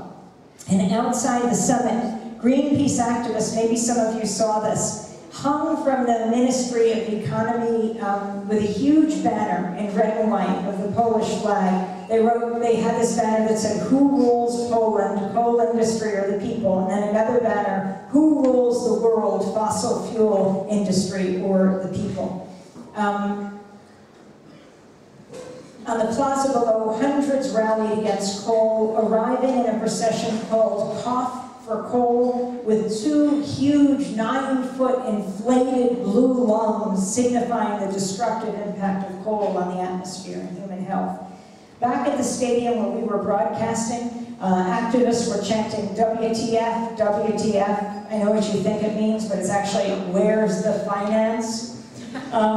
So the next time you say that, I'll interpret it as, where's the finance? Wealthy countries had pledged financial support for poorer developing countries to move to renewable energy and to prepare for the onslaught of climate change.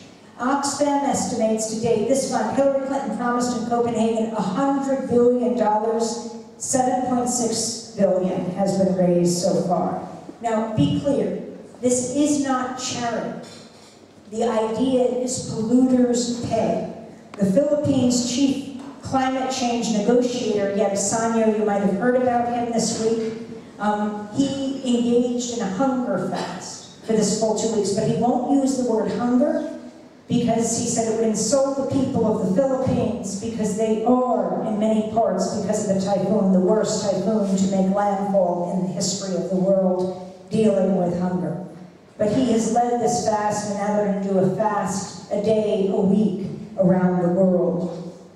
He said the U.S., accounting for at least 1/4 of cumulative emissions, has a huge responsibility, a moral responsibility to tackle climate change. You know, the Typhoon Haiyan, or Yolanda as it's called in the Philippines, has been the backdrop of this very, very grim climate change summit here. Yeb learned that his brother survived only by seeing him on television dragging bodies of the dead. The science is clear. With increasing temperatures, extreme weather events will become more frequent and more deadly. On the first day of the panel, of the plenary, Yeb gave this incredibly emotional address that affected everyone in the room. And some young activists were so moved, they went over to security, and maybe one of them is in the room right now, and he can come up also, and they asked permission to stand with him, after which they got, but it was a spontaneous act, and they stood with him and escorted him out of the room as he announced his fast. They held a banner commemorating the dead in the Philippines. Last year from Bopa, over 1,000 dead, and that happened during the climate change summit when we were in Doha. And this year, we still don't know the number dead, 5,000 and counting. For this spontaneous act of solidarity, they were banned from the climate proceedings for a year.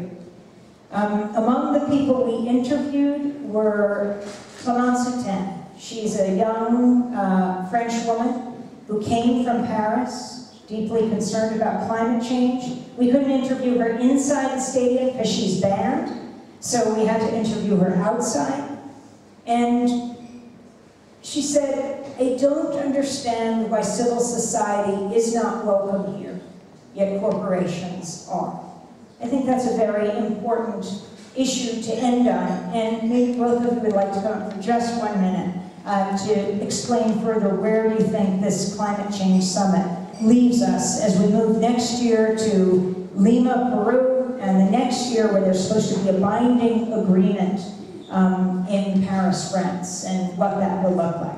Why don't we start with Pascal very quickly, and he can let you know these pamphlets are absolutely amazing. Oh yeah, you don't have to come up, you can just speak. I'll do a quick bit of plugging. It's actually a completely free guide. Unfortunately, I didn't bring any with me, but if anyone wants my last one, you can have it. It's explaining who are the corporations behind this COP, what they're saying, all the nice, lovely things they're saying, how they're serious about tackling climate change, versus what they're doing, like PGE here in Poland. Going to build 2 more open cast lignite mines, displacing communities, destroying environments. But to give a quick update, I think, on the talks was a question. Yesterday afternoon, something unprecedented also happened. So this COP, I think, will be remembered for 2 things. The first one, hopefully I'll talk about in a sec, is the corporate capture and the degree to which big corporations are setting the agenda, not just in the talks, but back home in our capitals. Before our negotiators even get here, on their shoulder are some of the dirtiest polluting corporations. But the second thing that this COP will be remembered for is that yesterday afternoon, trade unions, social movements like Pan-African Climate Justice Alliance and NGOs all said enough is enough, that there's nothing on the table in these negotiations, nothing actually that we could accept and say this is progress. If anything, the talks have gone backwards. Countries have reduced their emissions commitments, so they're actually, Japan is now going to emit more in 2020 rather than less. It was going to emit 25% less, and now it's changed and said, sorry, we're going to emit more, 3% more. And so enough is enough, and actually trade unions, social movements and NGOs walked out, unprecedented, walked out of the COP, out of the negotiations, and said, we are not going to be here and legitimise this. And I think this is a very important statement to make, because we, as it stands, don't have a voice. Developing poor, developing vulnerable countries do not have a voice in those negotiations. And so we are saying we are not going to sit there and legitimise it. We're going to go home, we're going to go back to our governments, to our countries, to our movements, and try and strengthen our voice back home, to try and make sure that in our capitals we are tackling the influence of big corporations who are there saying they're part of the solution at the same time as building more coal-fired power plants, more nuclear, and more damaging solutions, false solutions to climate change. So I think what I'd be really pleased to hear from this is, as Amy said, that this is about people standing up and saying, we need to make this happen, and that's what we need to make happen for the next 2 years, going towards Peru and then Paris, that we need to be strong on the streets. Because coming here won't make a difference unless we have power at home. So I think we really need to try and build the movement, to try and have solidarity between different movements, and to make sure that come 2015, we are much stronger and can hold our governments to account.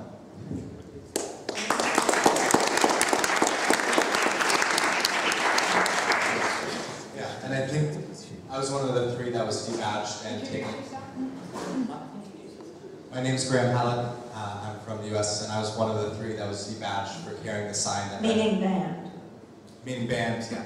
The badge taken off and not allowed back into the United Nations for a year. For carrying the sign that said, how many more? And I think the only thing that I would add to what Pascal says is that it's not just the civil society and the 800 people that walked out of the summit, 800 people that came around the world for this summit, that came there because they know that this multilateral forum is the only way that we can have the support in the developing world that the developed world needs to get, that polluters can pay for the damage that they have done. And not only did civil society walk out yesterday, but 2 days ago, the G77 in China, all of the developing world walked out of the negotiations on loss and damage. And this loss and damage is the closest thing that the developing countries have ever gotten for the developed world stepping up and saying, we are responsible for this and we have to pay, we have to give compensation for territorial losses, for non-economic and economic losses, for the typhoon hits the Philippines, and what can you do? You can't adapt to that. You can't adapt to that bit of climate change. You know, something needs to be in place so that when that typhoon hits, not only can the flood of aid come in from all of the groups, that's not when it matters. It matters before, when mitigations from the global north continue to drown countries that are not responsible. And so it's this COP, the failure that it is, builds us one step stronger, because you can see the developing world and you can see civil society banding together to say this is enough and we won't allow this again. And I think we'll continue to build towards that.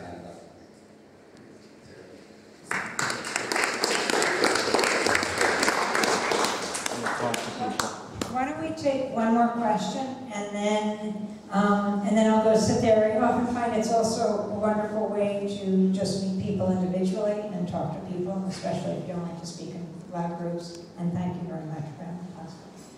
Hi, I'm Mateusz. You've been talking a lot about movements, but my question is more like personal, because you've been watching and reporting on many atrocities, many violent police actions, and as far as I know, at least once you were not only witness, but you were like directly attacked and seriously beaten by TNI in Delhi.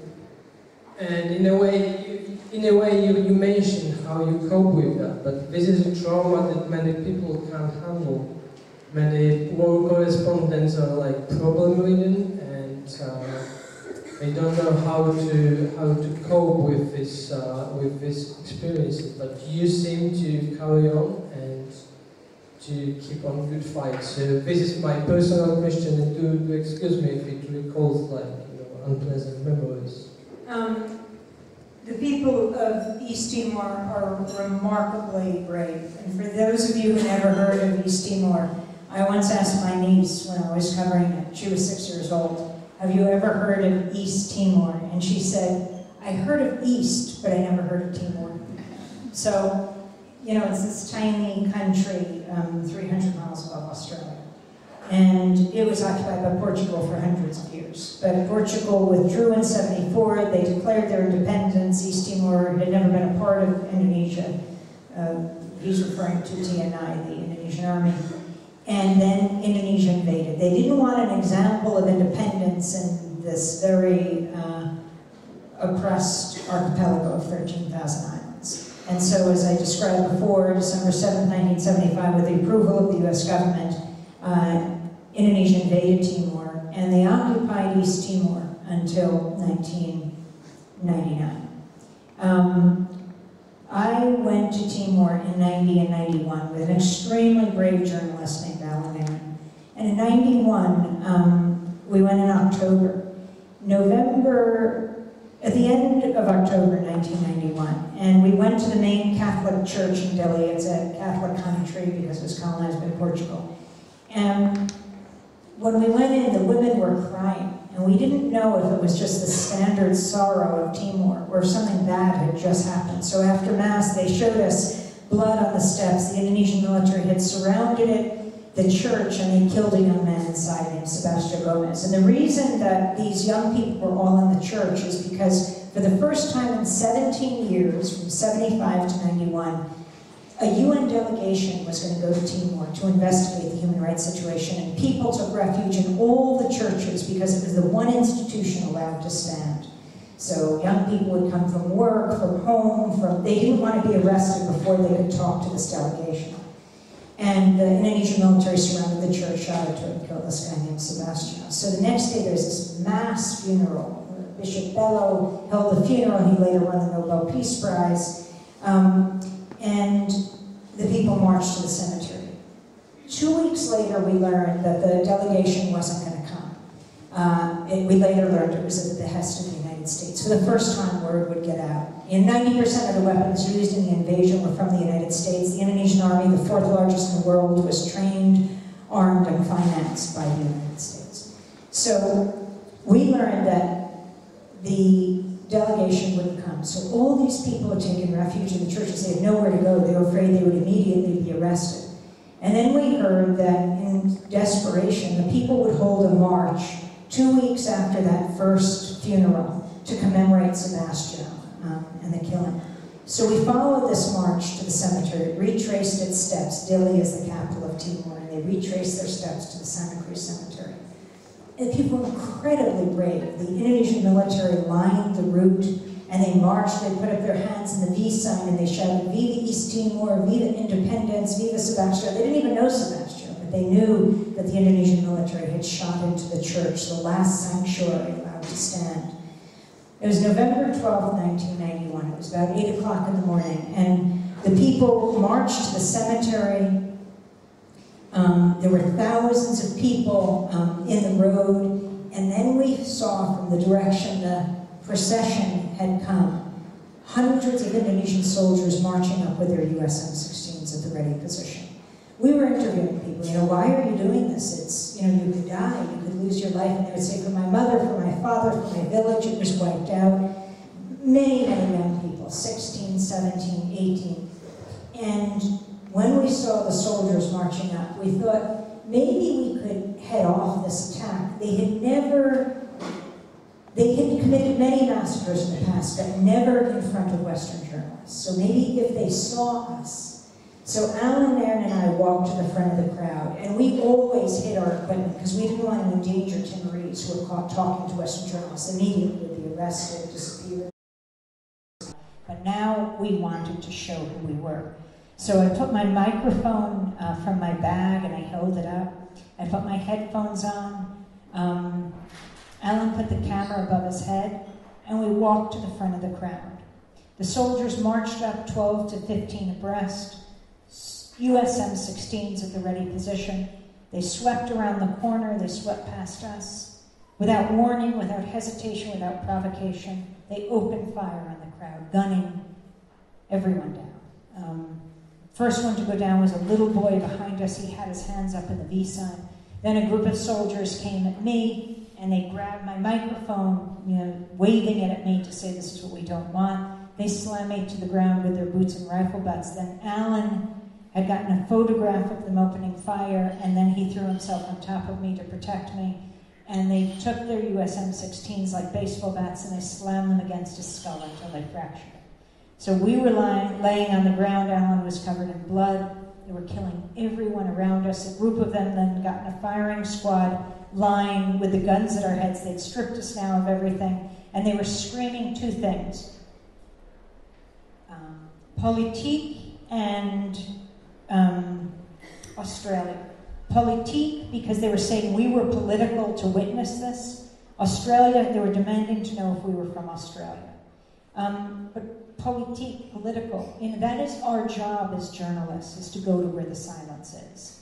Australia, we knew how dangerous that was, if they thought we were Australian journalists, because in 1975, when Indonesia invaded, there were 5 Australian journalists covering the invasion. They lined them up against a house in a town called Balibo, and they executed them. One journalist was left, named Roger East from Australia, and he was reporting from a radio station and in Dili. They grabbed him out of the radio station, and as he shouted from Australia, they shot him into the harbor with so many thousands of Timorese.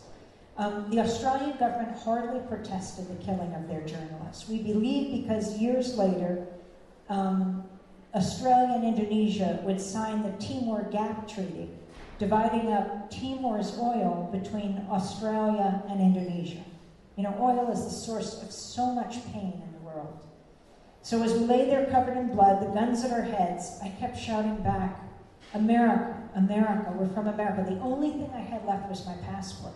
And I threw it at them, and I was born in Washington, D.C., and it kicked me in the stomach. When I get my breath back, I'd say America. And at some point, they decided to take the guns from our heads. We believe because they were from the same country. We believe because the guns were from the same country. We believe that they didn't kill us because we were from the same country their guns were from. But they would have to pay a price for killing us. They never had to kill for killing the Timorese. Anyway, they killed more than 270 Timorese on that day. When we got into a Red Cross Jeep and went to the hospital, it looks like we're going to have to wrap up here. When we got to a Red Cross Jeep and got to a hospital, the doctors and nurses started to cry when they saw us. We were not in worse shape than the Timorese. We were alive.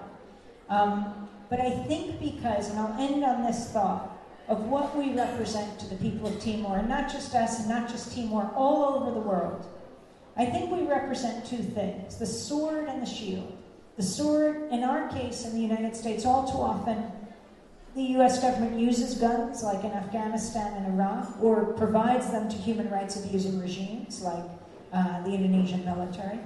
And they see the government as the guns, but we also represent the shield, the people. And that's not just here. It's the people of America, of Poland, all over the world. And that is where really the power lies. But they saw that shield bloodied, and it just deepened their despair. We went into hiding. We were able to get out of the country. We had not succeeded in stopping the massacre. We thought the only way now was to get out and report to the outside world what had happened, and we did that. A nationwide movement grew up in the United States calling for the U.S. to stop supporting Indonesia. In 1993, Clinton went back to meet with Suharto. We tried to get in and we were captured and arrested. In 1999, I tried to get in because East Timor had a UN referendum voting for their freedom, but I was deported out of Indonesia because I had to go through Indonesia to get in. Anyway, as you could imagine, they voted overwhelmingly for their freedom. And it was remarkable to be there, and this is where I'll end. On May 20th, 2002, that was like 11 years ago, when the people of East Timor became the newest nation in the world, 100,000 gathered right outside Dili, the capital. And Kofi Annan, then the UN Secretary General, gave a speech. Then Shanana Gusmao, the founding president who'd been imprisoned by the Indonesians for years, spoke in many different languages. He unfurled the flag of the Democratic Republic of East Timor. And then there was this fireworks display, and you could see the light reflected in the tear-stained faces of the people of East Timor. This incredibly brave nation, this nation of survivors had prevailed at an unacceptably high price, but they won. And they thank people all over the world, especially from the Western nations, the most powerful countries, for telling their governments to stop providing weapons and training. And it was a lesson for me, for everyone all over the world, whether we're journalists, whether you're artists, activists, students, professors, doctors, nurses, employed, unemployed. They are a shining example. They tell us every day that we have a decision to make, whether we want to represent the sword or the shield. Thank you very much.